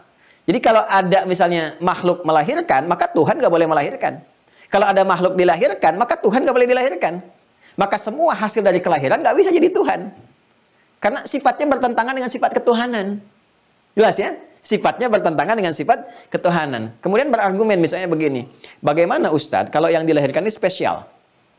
Ya, spesial. Nggak sama dengan manusia lain. Misal, dia memiliki sifat-sifat terlihat dalam tanda petik ya, terlihat seperti sifat ketuhanan, bisa menghidupkan. Menghidupkan. Loh kok kan yang bisa menghidupkan cuma Tuhan. Nah, sekarang kita lihat dulu cara berpikirnya. Yang pertama, ketika menghidupkan itu, ya dalam tanda petik yang Anda katakan itu, yang pertama, baik. Apa yang dia katakan? Apakah dia mengembalikan kehidupan itu kepada Tuhan yang hak? Kan? Atau dia mengatakan dengan kalimat sendirinya? Yang kedua, ciri itu ditunjukkan apakah bagian dari kekuatan yang menunjukkan sifat ketuhanan, ataukah ingin menunjukkan sifat lain yang menghubungkan dia dengan Tuhan. Dalam bahasa yang singkat menegaskan dia Rasul yang diutus oleh Tuhan, yang diberikan satu kuasa karena kehendak Tuhan. Kuasa karena kehendak Tuhan itu bisa kita menggunakan huruf ba dengan 14 fungsi. Kata Ibnu Hisham Al-Ansari dalam kitabnya Mughnil Labib an Kutubil A'arib, huruf ba itu punya 14 makna. Kalau kita ingin tunjukkan ini bagian dari kuasa Tuhan yang memberikan kekuatan untuk menunjukkan dia pembawa risalah, dalam bahasa singkat disebut dengan Rasul, maka kita katakan semua yang terjadi karena Allah yang berkehendak, namanya biiznillah. Biiznillah. Nih biiznillah, bangun biiznillah. Ini biiznillah. Karena semua Rasul itu diberikan satu kekuatan menunjukkan kerasulannya dan melemahkan semua kekuatan yang ada untuk bisa meyakini ina Rasul. Sehingga dengan kekuatan dan keyakinan itu dibawa mendekat kepada Tuhan yang hak. Sesuatu yang melemahkan, kekuatan melemahkan yang lain disebut i'jaz namanya. Bila dilekatkan pada sosok seseorang disebut mu'jizat. Karena itu Rasul punya mu'jizat. Manusia biasa punya karamah. Para wali manusia biasa punya karamah. Rasul punya mu'jizat. Mu'jizat itu harus ditampakkan. Karamah ditutupi. Nanti karamah itu kelihatan kalau sudah meninggal. Kelihatan. Kalau masih hidup tuh cuma tanda-tanda kecil. Kalau sudah meninggal baru kelihatan. Makanya kalau ada manusia buka praktek misalnya tentang karomah, itu dipertanyakan, nggak usah datang di situ tuh. Karena manusia karomahnya muncul kelihatan setelah meninggal. Kalau masih hidup buka praktek dipertanyakan. Karena sifat karomah nggak boleh ditampakkan. Mukjizat harus tampak untuk membuktikan kerasulan. Ya, jadi antara mukjizat itu apa? Adalah kekuatan-kekuatan yang disesuaikan Ya, dengan kadar umatnya. Zaman Nabi Musa banyak penyihir, dikirimkan tongkat gitu kan untuk bisa mematikan semua kekuatan-kekuatan para penyihir. Zaman Nabi Isa alaihissalam yang muncul kedokteran yang sangat luar biasa, tindakan medis sampai macam-macam lah, sampai bisa mengatakan nih menyembuhkan ini dan itu, maka diturunkan penyakit yang nggak bisa disembuhkan kecuali dengan mukjizat. Apa diantaranya? Diantaranya dengan turun penyakit kulit misalnya, penyakit macam-macam yang hanya diusap oleh Nabi Isa alaihissalam. Mengusap sesuatu itu disebut dengan masaha. Ya, bila dilekatkan pada usapan dan sentuhan itu disebut masih. Makanya disebut Isa al-Masih. Yang ketika mengusap, mengurap, itu bisa menyembuhkan penyakit. Ya. Tapi ketika mengurap sembuhnya kenapa? Biiznillah. Wa ubri'ul akmaha wal abrasa biiznillah. Di surah Ali Imran. Ya. Saya itu menyembuhkan penyakit kolera dan sebagainya, penyakit kulit dan sebagainya. Itu diusap, diurap. Itu karena izin Allah. Kalau nggak ada izin Allah, nggak bisa muncul seperti itu. Biiznillah. Ya. Mukjizatnya disesuaikan ketika umatnya nggak yakin ya dan menuduh Maryam alaihissalam dengan perempuan yang datang dari keluarga terhormat tapi bisa punya anak, bisa mengandung, bisa melahirkan sementara nggak pernah disentuh laki-laki manapun, ya kan? Kok bisa punya anak, punya keturunan? Maka mukjizat pertama dilekatkan pada Nabi Isa untuk membebaskan tuduhan ibunya. Ya, bisa bicara. Nabi Isa itu kan lahirnya ya mukjizat. Ya, dalam awal kelahiran mukjizat, diberikan mukjizat melekat pada tangan biiznillah. Ya. Kemudian mereka juga menantang lagi. Wah, kalau penyakit bisa disembuhkan, coba yang mati bisa dihidupkan nggak? Kalau memang kau benar-benar Rasul. Maka disebutkan, hidup biiznillah, dengan izin Allah, disandarkan kepada Allah. Ketika kalimat diucapkan, disandarkan kepada Allah, itu menunjukkan bahwa kuasa yang muncul pada saat itu adalah kuasa yang ditunjukkan, diberikan oleh Allah untuk menetapkan kerasulan. Bukan mengklaim sebagai Tuhan. Karena itu ketika salah dipahami, bahwa apa yang dikatakan hidup dengan izin Allah, dianggap sebagai bagian dari sifat ketuhanan, ya kan? Salah paham di sini, maka ditunjukkan logika. Logika apa? Logika yang menyasar kembali asal kemulaan ini. Kamu katakan Isa sebagai Tuhan, bisa menghidupkan, bisa mematikan. Ya, dia dari kalangan manusia, dilahirkan dari ibu yang melahirkan. Kamu pertuhankan. Maka apa yang kamu klaim sebagai ketuhanannya itu? Yang pertama, ya, kata orang-orang yang menuhankan ini, ya di kalangan-kalangan dulu kan itu ada dialog, turun ayat merespon. Yang pertama katanya, dia lahir tanpa bapak. Ya kan? Ibunya nggak pernah disentuh oleh siapapun, bisa mengandung, bisa melahirkan. Manusia biasa tidak, yang normal nggak bisa. Maka turun kemudian pernyataan Allah, Inna mathala Isa kamathali Adam, khalaqahu min turabin, thumma qala lahu kun fayakun. Ali Imran, kembali ke Ali Imran, Quran surah 3, 59, paling kanan, nggak sedikit ke bawah. Ya, Inna mathala Isa indallahi kamathali Adam. Sungguh penciptaan Isa itu, kata Allah, adalah sama persis dengan penciptaan Adam alaihissalam. Sama-sama dicipta maksudnya. Ya, dari bahan yang sama. Min turab, dari saripati tanah. Cuma prosesnya, ya, prosesnya yang berbeda. Karena menyesuaikan dengan misi kehidupannya. Ada manusia biasa yang jadi hamba, ada rasul, ada nabi, ada manusia pertama. Ada manusia pertama. Isa turunannya. Karena Isa mukjizat diberikan, karena Isa rasul diberikan mukjizat. Adam nabi, manusia pertama diberi mukjizat. Kalau engkau mengklaim karena Isa lahir dari seorang ibu yang tanpa ayah, ibunya nggak pernah disentuh laki-laki manapun, kemudian lahir, engkau klaim sebagai Tuhan, Adam lebih hebat lagi. Dia lahir tanpa bapak, tanpa ibu, kenapa nggak kau pertuhankan? Tuh. Logis ya? Ini argumentasi pertama. Kalau yang engkau soalnya fase kelahirannya tidak sama dengan manusia biasa, karena itu engkau pertuhankan, ya, lahir tanpa bapak, ada ibu. Adam tanpa bapak, tanpa ibu. Kalau Isa engkau pertuhankan, kenapa engkau tidak pertuhankan Adam? Yang lebih hebat kelahirannya dibandingkan Isa. Maka Allah tegaskan, ini kelahiran Isa ini bagian dari mukjizat. Seperti Allah ciptakan Adam, bagian dari mukjizat. Inna mathala Isa indallahi kamathali Adam. Sungguh penciptaan Isa itu, di sisi Allah itu seperti penciptaan Adam. Sama-sama mengandung mukjizat. Adam nabi, manusia pertama, diciptakan dengan mukjizat tanpa ayah, tanpa ibu. Isa nabi rasul, diciptakan oleh Allah untuk memberikan satu penguatan, menyesuaikan lingkungan yang ada, dicipta dengan adanya ibu melahirkan tanpa adanya ayah yang menyentuh sedikit pun. Sama-sama mukjizat. Jadi kalau kamu pertuhankan Isa, kenapa engkau nggak pertuhankan Adam? Adam kan nggak bisa menghidupkan orang mati. Isa bisa. Loh, Ibrahim lebih dahsyat, kata Allah. Dijawab lagi logika ini dengan Quran surah kedua Al-Baqarah ayat 260. Paling kiri sebelah atas. Quran surah 2 ayat 260. Ya, wa idz qala Ibrahim rabbi arini kaifa tuhyil mauta qala awalam tu'min qala bala walakin liyatma'inna qalbi qala fakhudh arba'atan min at-tayri fasurhunna thumma hunna yatinaka sa'ya. Ya. Ya. Perhatikan kalimatnya. Wa idz qala Ibrahim rabbi arini kaifa tuhyil mauta. Ketika Ibrahim alaihissalam berdoa bermohon kepada Allah, ya Allah tolong tunjukkan kepadaku bagaimana cara engkau menghidupkan yang mati. Langsung nasabnya dinisbatkan kepada Allah. Menghidupkan, mematikan itu kehendak Allah. Qala awalam tu'min, maka Allah menjawab, apa kamu enggak yakin? Ya, kamu enggak yakin, kamu masih ragu? Qala bala, enggak, saya yakin sepenuhnya ya Allah. Walakin liyatma'inna qalbi, tapi untuk menenangkan hati, menenangkan jiwa. Ini kalimat ini memberikan kesan yang dalam sekaligus memberikan obat bagi logika yang cacat. Ya, kalau ada yang mengklaim makhluk misalnya bisa mematikan, bisa menghidupkan, maka dengan itu jadi Tuhan. Ya, qala fakhudh arba'atan minat tayr. Kemudian engkau ambil empat ekor burung. Burung bisa terbang, manusia tidak. Coba lihat tuh ya, lebih canggih lagi tuh. Nabi Isa manusia kan, manusia nggak bisa terbang, cuma satu. Nabi Ibrahim burung 4 langsung bisa terbang. Kemudian apa? Kemudian dicincang dulu tuh, diletakkan. Ya, bangkainya kalau manusia kan mayat ya. Bangkainya dari burung ini letakkan tuh yang sudah mati, letakkan di 4 arba'atan minat tayr, letakkan di bukit-bukit. Ya. Setelah diletakkan thumman uhunna ya'tinaka sa'ya. Panggil itu dengan izin Allah. Panggilan kalimat yang sama dengan Nabi Isa memanggil. Ya. Hidup biiznillah. Ya, biiznillah. Qum biiznillah. Bangkit biiznillah dengan izin Allah Subhanahu wa taala. Itu kalimat dahsyatnya yang terakhir biiznillah. Dengan izin Allah. Ya, maka menyatu kembali terbang, datang. Empat-empatnya datang. Push. Maka pertanyaan logikanya adalah, kalau Nabi Isa dengan memanggil karena Allah dipertuhankan, kenapa Nabi Ibrahim yang lebih canggih menghidupkannya dengan izin Allah nggak dipertuhankan?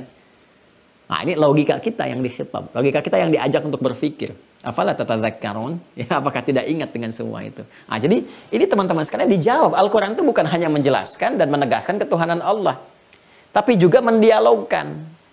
Ya, dengan logika yang benar, bagaimana ketuhanan Allah itu dapat dibenarkan dan menepikan sifat-sifat yang dipertuhankan. Jadi kalau ada yang menuhankan lam yalid walam yulad, ya kan? Ya.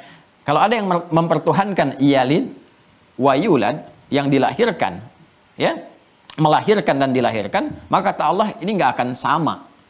Ya, nggak akan sesuai dengan sifat-sifat ketuhanan. Maka sifat ketuhanan itu harus ada lam yalid, tidak pernah melahirkan. Walam yulad, dan tidak pernah dilahirkan. Kalau ada Tuhan dilahirkan dan melahirkan atau hasil produk dari kelahiran, maka akan punya problem dalam ketuhanannya, akan banyak ditanya dan akan jadi rumit nanti. Jadi membingungkan teologinya. Secara ketuhanan ilahiyat, teologi akan membingungkan. Ini kalau Tuhannya produk kelahiran, maka yang melahirkan itu layak nggak disebut ibunya Tuhan? Kan? Ini belum tanya bapaknya. Kan? Kalau nggak ada bapak berarti itu ibu Tuhan dong. Berarti Tuhan punya ibu. Kan? Nanti akan lebih rumit lagi, akan panjang nanti ceritanya nih. Sejak lahir kenal nggak dirinya Tuhan? Lebih rumit lagi kalau kemudian dia beranjak dewasa, dia masih mengenal dirinya sebagai Tuhan, belajar sebagai Tuhan. Jadi pertanyaan, kok bisa belajar sebagai Tuhan? Kan? Bagaimana status ibu ketika melahirkan itu? Kenal nggak bahwa anaknya Tuhan? Dan itu jadi rumit berpikir, jadi bingung kitanya. Ya, jadi kan aspek yang paling penting dari keberagaman itu kan aspek ketuhanan ilahiyat untuk menuhankan. Jadi kalau dalam aspek menuhankan aja kita bingung, bagaimana kita bisa menyembahnya? Ya, dan kalau dalam aspek itu juga bingung, bagaimana kita bisa membawa pesan-pesannya untuk berinteraksi dalam kehidupan? Jadi persoalan. Karena itu yang paling pokok ini nggak boleh membingungkan, nggak boleh rumit tuh, harus terang, harus jelas, ya, dan tidak membawa unsur-unsur di luar ketuhanan. Apalagi misalnya yakullahu kufuwan ahad, nggak ada lamnya, ini berbahaya. Ya, punya syarikat menunjukkan Tuhan lemah. Ya, politeisme ini, walam yakullahu kufuwan ahad, ini dialog ya. Dialog ini argumentatif loh ya. Dialog secara ilmiah mendialogkan dan sifatnya tidak memaksa, hanya menjelaskan saja. Ya, kalau keberatan dijawab dengan pengetahuan. Kan ini sedang berdialog. Ya, dengan argumentatif. Ya, jangan dijawab dengan laporan, tiba-tiba dilaporkan. Saya kan nggak menyoal apapun. Saya nggak menyoal keyakinan manapun, tidak menyoal agama manapun. Kita mendialogkan dengan konsep ketuhanan. Ya, dan tujuan kita, karena kita kan ini sedang berdialog untuk menguatkan keimanan kita. Kenapa kamu milih Allah? Anda bisa menjelaskan. Kenapa kamu nggak milih yang lain? Anda bisa jelaskan. Kenapa Tuhan kamu nggak dilahirkan? Anda bisa jelaskan. Tujuan kita semuanya untuk menetapkan keyakinan dan kemantapan pada diri kita untuk menuhankan Allah Subhanahu wa taala. Jelas? Ya. Nah, ini argumentatif sifatnya. Jadi rasional, dibangun dengan pendekatan logika yang sangat kuat, dengan kemantapan yang sangat kokoh untuk menuhankan Allah Subhanahu wa taala. Nah, kalau kita sudah paham ini semua dan kita sudah yakin ya tentang semua ini, jadi logika kita bisa mencerna. Kan kita itu disusun dengan apa? Yang masih ingat nggak? Jasmani, fisik, gitu kan? Ya, rohani, kemudian aklani, akal, pikiran. Nah, akal ini kan nanti produk ilmu. Ya, produsen pengetahuan yang disupport lewat roh. dari sumber-sumber informasi. Kan teorinya begini, data, ya kan, diolah jadi informasi, informasi diolah jadi pengetahuan, knowledge. Untuk menerima data ini ada sumber pengetahuan. Apa itu? Misalnya pandangan, pandangan di penglihatan, ya nanti agen fisiknya mata, pendengaran, agen fisiknya telinga, itu kan? Kemudian nalar, logika. Tuh. Ini semua saat masuk teman-teman sekalian, masuk ke hati, ditangkap, direspon, disampaikan ke akal. Akal ini mencerna. Pendukung akal ini diantaranya logika, rasionalitas. Di atas ini ada hikmah. Hikmah ini masuknya lewat kolbu, lewat nurani. Jadi kalau nggak bisa ditangkap oleh logika, ambil lewat hikmah. Untuk mendapatkan hikmah harus pakai iman. Karena ketika kita iman, hikmah baru datang. Karena nggak semua bisa ditangkap oleh logika. Sepanjang ini bagian dari unsur kemanusiaan, manusia punya sifat terbatas. Ya, makanya ketika terbatas harus diambil oleh sisi yang lain supaya bisa ditangkap. Ya, kan pandangan terbatas. Ini bagian dari sumber pengetahuan. Kan terbatas, semakin jauh semakin nggak kelihatan. Kan pendengaran terbatas, semakin jauh semakin nggak terdengar. Ya, jadi kalau pandangan terbatas, pendengaran terbatas, kenapa logika itu nggak mau ada batasan? Pasti terbatas. Ya, bukan nggak logis, karena kemampuan kita untuk menangkap terbatas, karena kurangnya data yang masuk, sehingga logika nggak ke-support. Ya, karena kurangnya informasi yang masuk, logikanya itu nggak bisa support, nggak bisa nangkap, bukan karena nggak logis. Nah, untuk bisa memberikan masukan, sehingga logika itu bisa menangkap, butuh hikmah. Hikmah itu butuh iman. Wa may yu'tal hikmata faqad utiya khairan katsira. Siapa yang diberikan hikmah, telah mendapatkan anugerah yang sangat besar, karena ini puncak ilmu, yang melahirkan wisdom, kebijakan, dan sebagainya. Ini nanti yang bisa menjelaskan kenapa warisan misalnya 1:2. Ya, kalau kita tangkap pakai logika yang belum sampai dulu, nggak ngerti kita, nggak paham. Akhirnya muncul gerakan emansipasi, ya, emansipasi Pak Eman. jadi bingung tuh kita tuh. Jadi banyak kreativitas pada akhirnya. Padahal tangkap dulu dengan hikmah, pakai iman, baru paham. Oh ini maksudnya. Oh ini terkait dengan tugas tanggung jawab. Oh ini arahannya ke sini. Oh pantas begini. Jadi mengerti, paham. Nah ini kembali ke sini. Nah, jadi agama itu kalau kita pahami dengan benar, nggak ada yang bertentangan dengan rasionalitas yang didorong oleh pengetahuan yang benar. Ya, dan pada akhirnya kembali pada hukum Allah, itu yang Ali Imran ayat ke-18. Wa ulul ilmi qa'iman bil qist. Pemilik pengetahuan yang didorong dengan kebenaran. Jadi kalau logika yang benarnya dipakai, turunannya ilmunya dipakai, akan menemukan hakikat, ma'rifat. Maka tahalli, semua yang nggak penting dihilangkan. Tahalli, berhias dengan sifat-sifat kebaikan. Tajalli, maka nampaklah kebesaran, tanda-tanda Allah itu, sehingga kita bisa menuhankan dan beribadah kepadanya dengan benar. Ya, maka muncul istilah 3T itu kan, tahalli, tahalli, tajalli. Ya, tapi ditempuh dengan cara yang benar. Ini kalau kita belajar nyambung semua teman-teman sekalian. Tapi caranya baik. Nah, maka dari itu Allah jelaskan kepada kita untuk mensupport supaya secara logika, logik dipahaminya. Nih, secara logika benar. Kalau sudah logika membenarkan, ilmu membenarkan, mudah kemudian ini diterima oleh akal pikiran kita, ini digerakkan, hati kita merespon. Kalau sudah tunduk, baru dijelaskan dengan dalil-dalilnya. Baru Allah terangkan, Allahu la ilaha illa huwal hayyul qayyum. Kan? Baru muncul wa ilahukum ilahu wahid, la ilaha illa huwa rahmanur rahim. Baru pakai dalil, pakai dalil. Ya, karena sudah iman. Kalau belum iman pakai dalil, nggak akan menerima dalil. Anda berdakwah kepada orang yang belum yakin dengan Islam, masih kafir, masih terhalang. Anda datang pakai dalil, dia nggak akan terima. Tapi kalau Anda jelaskan pakai ini, seperti Allah membimbing Rasulullah pada saat itu yang belum pada beriman semuanya, dijelaskan tentang logika berpikir. Setelah paham, turun. Allahu la ilaha illa huwal hayyul qayyum. Ya, nazzala 'alaikal kitaba bil haqqi musaddiqan lima baina yadayhi wa anzala at-taurata wal injil min qablu hudan lin-nas wa anzala al-furqan. Allahu la ilaha illa huwal hayyul qayyum la ta'khudhuhu sinatun wa la nawm, dan seterusnya ayat. Ya, wa ilahukum ilahu wahid la ilaha illa huwa rahmanur rahim, dan seterusnya. Wal awwal wal akhir, kalau ada awal dia yang pertama, yang paling awal, wal akhir dia juga yang terakhir. Jadi nggak punya batas dalam akhirnya, nggak punya pendahuluan dalam awalnya dan sebagainya. Ini mudah diterima kalau hatinya sudah bening, logika sudah menangkap semuanya. Ya kan? Nah, semua ini teman-teman sekalian dirangkum oleh para ulama kita, diterangkan. Anak-anak dari kecil kita dilatih untuk terbiasa meresapi kalimat ini. Cuman setelah dewasanya kita pahami. Makanya bagian dari nostalgia kecil saja. Padahal itu kalimat ulama dulu tuh nggak banyak teori, nggak panjang-panjang nerangin kayak saya tuh ya sekarang. Dikasih aja untuk diapalin, nanti dewasanya dipahami. Ingat gak ini, kalau Anda ke daerah-daerah tuh, wujud qidam baqa mukhalafatul lil hawadithi qiyamuhu binafsihi wahdaniyat qudrat iradah ilmun haya sama basar qalam muridan aliman hayan sami'an basira mutakallima. Itu kesimpulan dari semua ini. Itu ya kitab yang kita baca tadi. Ya. Wujud, untuk mengatakan keberadaan Allah, Allah itu wujud. Ya. Qidam baqa, yang paling awal gak ada pendahulunya, ya. Kemudian abadi, gak ada akhirnya. Mukhalafatul hawadits laisa kamitsli syai'. Harus berbeda dengan makhluk sifat dasarnya. Nggak boleh ada yang sama. Sama sekali untuk menetapkan keberadaan Tuhan. Untuk mengatakan Tuhan yang hak, yang awal, yang akhir, yang baqa, yang kekal, yang abadi. Kan? Qiyamuhu binafsi ini sifat samad. As-samad. Ya. Wahdaniyat, kudrat, iradat. Itu yang tadi saya sebutkan di kitab tadi. Para ulama tafsir itu orang salaf yang menyebutkannya. Para ulama-ulama salaf disebutkan tadi. Hayyan, muridan, aliman, basira, mutakallima disebutkan. Itu respon dari sifat as-samad. Ya. Dan seterusnya sampai akhir, lam yalid wa lam yulad wa lam yakul lahu kufuwan ahad. Anak kecil kita dibekali dengan itu. Itu pendahuluan pembuka. Ya, bukan sifat Allah terangkum di situ, salah paham namanya. Bukan. Itu pengenalan sifat-sifat awal disampaikan supaya menguatkan tauhid dalam jiwa kita, pengikat. Nanti setelah paham dipelajari, setelah itu kemudian dilebarkan pembahasannya pada sifat-sifat yang lain yang menjadikan kita itu memiliki kebutuhan untuk memohon dengan sifat-sifat itu, maka masuklah bab selanjutnya mengetahui Allah lewat al-asmaul husna was sifatil ulia. Tapi ini yang paling pokok nih. Ya. Sekarang kita sibuk berselisih. Bukan kita ya, bukan kita kan nggak berselisih. Di masyarakat kan sibuk berselisih. Wah, ini muncul tauhid rububiyah, asma wa sifat, tauhid ilahiyah, uluhiyah, nggak ada zaman Nabi. Yang ini membalas, itu juga kok sifat-sifat Allah dibatasi cuma 20 ini. Kok ribut ke situ sih? Esensinya mana? Kenapa? Karena cara masuknya di abad ketiga.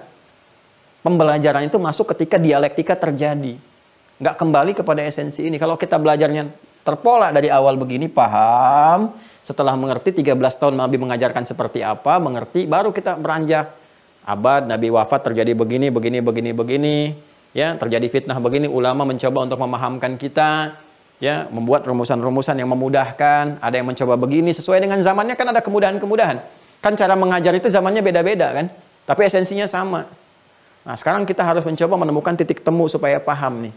Ya, sehingga dalam pokok yang pokok itu nggak boleh berbeda. Keluarga itu harus sepakat. Karena itu Anda nggak pernah dengar kan? Misalnya terdapat perbedaan ulama, terdapat perbedaan pendapat dalam ulama tentang memahami Allahu Ahad. itu pasti salah. Karena usul pokok, usul itu nggak boleh beda. Harus kokoh, kuat. Pondasi itu harus kokoh. Ya. Adapun tiang-tiang mungkin nanti beda persepsi. Ya, saya pengennya coraknya begini, tapi pondasi itu harus sama, harus kuat, harus kokoh. Ya, adapun warna, nanti warna bisa berbeda. Saya pengen misalnya yang biru, saya pengen yang pink, saya pengen yang kuning, dan macam-macam. Ya, itu bisa berbeda, tapi kokoh. Usul, aslun itu pokok harus kokoh. Furu' bisa berbeda sesuai dengan kebutuhan dalam agama itu. Ya, jadi kalau kita dalam yang pokok, nanti ada masalah akidah, ada yang pokoknya. Di fikih juga ada yang pokok, seperti sholat itu pokoknya. Ya, sholat itu pokok. Nanti turunan-turunan dari bacaan dan sebagainya ada yang dibuat menjadi furu'. Furu' itu cabang-cabang yang nanti diantaranya ada yang Allah berikan kepada kita tuntunannya yang sifatnya beragam karena tidak semua makhluk dipandang bisa menjalaninya dengan satu cara. Ya, seperti kita mau sujud misalnya kan. Ya, sujudnya amalan pokok, bagian dari rukun, tapi cara sujudnya menjadi furu', menjadi cabang. Apa yang dimaksud cabang di situ? Boleh jadi diberikan beberapa jalan, cara, karena tidak semua manusia bisa melakukan dengan hal yang sama. Jadi ada yang pakai lutut ketika turun, ada yang pakai telapak tangan dulu. Ya, ini kan alternatif. Nabi pernah di awal dengan lutut. Ketika menjelang sepuh, Abu Hurairah masuk Islam, 3 tahun sebelum wafat, Nabi turun dengan menggunakan telapak tangan. Ya, Abu Hurairah melihat dengan telapak tangan.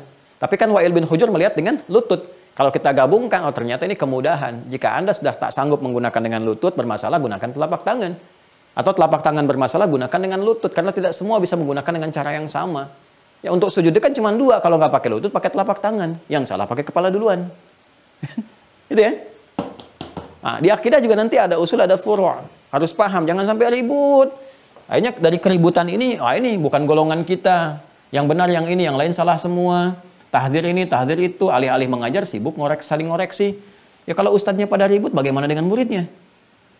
Ya, nanti kalau ustadznya saling mencela, muridnya ikut-ikutan. Alih-alih memperbaiki diri, kok memperbaiki orang lain? Diri pribadi aja belum baik gitu. Karena itu murid saya tidak boleh ikut-ikutan begitu. Ya, semua mahasanti di mira itu harus konsentrasi memperbaiki diri. Dan nggak boleh menyoal orang. Ya, Kalau ingin perbaiki, perbaiki kesalahan. Perbaiki cara berpikir, itu pun dengan cara yang benar. Jadi bukan mencela, jangan biasakan mencela ya, apalagi ke orang dan sebagainya. Fir'aun itu sefir'aun-fir'aunnya itu ya, mengaku Tuhan, berbuat zalim, hobi bunuh orang, nggak pernah disebut namanya dalam Al-Quran. Selalu gelar yang melekat, Fir'aun dari kata farao, gelar yang melekat. Karena kedudukan itu berpotensi membawa kezaliman kalau tidak digunakan dengan baik. Itu pesan moralnya gitu yang akan dibawa. Ya, karena itu penting bagi kita teman-teman sekalian untuk memperbaiki diri dan nggak perlu melebar ke sana kemari. Kita fokus pada penguatan. Ya, ini pun pembahasan yang spesifik untuk menguatkan keyakinan kita dalam menuhankan Allah Subhanahu Wa Taala. Sekarang, alhamdulillah kita kenal al-ma'rifah billah, mengenal Allah Subhanahu Wa Taala. Secara logika kita mengetahui hanya Allah Tuhan yang hak. Ya, kalau di soal Anda bisa jawab, kenapa Anda milih Allah? Anda bisa katakan karena semua sifat ketuhanan sempurna pada Allah Subhanahu Wa Taala, sempurna pada diri Allah Subhanahu Wa Taala. Dari mana taunya? Karena semua sifat-sifat yang melekat pada Allah, sifat ketuhanan, beda dengan makhluk. Ya, Allah yang menegaskan. Pertama, secara logika Tuhan harus beda dengan selain Tuhan. Sepakat nggak? Sepakat. 100%. Sepakat? Sepakat. Baik. Jadi kalau ada sifat-sifat makhluk nggak boleh ada pada Tuhan. Sepakat nggak? Sepakat. Enak tuh kalau begitu. Nah, kalau sepakat berarti harus beda sama sekali ya. Ya. Nah, kalau Tuhannya melahirkan, kalau makhluknya melahirkan, Tuhan boleh tidak? Tidak. Nah, kenapa? Karena harus beda kan? Kalau Tuhannya dilahirkan, kalau makhluknya dilahirkan, Tuhannya dilahirkan tidak? Oh enggak kan harus beda kan? Baik, berarti nggak boleh dilahirkan kan? Nah, sepakat. Kalau Tuhannya itu kuat, makhluknya harus sama nggak kekuatannya? Tidak. Berarti harus lebih lemah kan? Iya. Jadi semua turunkan. Nah itulah. Berarti semua sifat-sifat yang melekat pada Tuhan nggak boleh ada pada makhluk, harus ditinggalkan. Nah, ditinggalkan namanya al-ikhlas. Anda bacakan ayatnya, bacakan suratnya, jelaskan cara berargumentasi secara benar. Di situ Anda katakan, Anda nggak perlu nyolong orang lain. Anda katakan, inilah yang menyebabkan saya meyakini Allah sebagai Tuhan. Karena sifat esanya menjadikan jelas, tidak ambigu, tidak rumit memahami, tidak ada turunan persoalan lain, tidak banyak ditanya tentang bagaimana turunan-turunannya dan sebagainya. Jadi ini bahasan kita. Kalau sudah kenal ini, tinggal kita bertanya, ya Allah, saya sudah yakin Kau Tuhan. Dengan semua penjelasan tadi, tanda-tanda tadi, secara logika benar, secara ilmu benar, secara turunan pemahaman juga benar. Sekarang, saya berinteraksi denganmu bagaimana? Bagaimana cara saya memanggilmu ya Allah? Bagaimana kalau saya butuh, saya panggil apa? Bagaimana cara saya kemudian menunjukkan ya kebertuhanan saya kepadamu? Bagaimana caranya? Nah, maka kita butuh turunan-turunan lain untuk pembahasan. Nah, bagaimana saya mengenalmu ya Allah lewat kehidupan saya? Tanda-tandamu engkau munculkan seperti apa? Kita butuh penjelasan yang lainnya. Maka dari itu kalau kita kembali kepada awal itu di kitab ini Al-Aqaidah Al-Islamiyah karya Syekh Sabiq ya, Sayyid Sabiq, kita akan temukan di halaman ke-8 itu setelah al-ma'rifah billah, setelah kenal Allahnya, baru kita mengenal asma'ul husna wal ma'rifatu bi asma'il husna wa sifatil ulia. Kita mengenal nama-nama Allah yang disebut al-asmaul husna itu untuk berinteraksi dengannya, dan sifat-sifatnya yang mulia, yang maha agung, maha tinggi, bagaimana kita berinteraksi untuk menunjukkan kehambaan kita kepada Allah Subhanahu wa Ta'ala. Setelah itu baru kita mengecek keagungannya yang tampak dalam alam semesta. Bagaimana ketika melihat bintang ke bintang langsung ingat kepada Allah. Kan iman tertinggi itu begitu.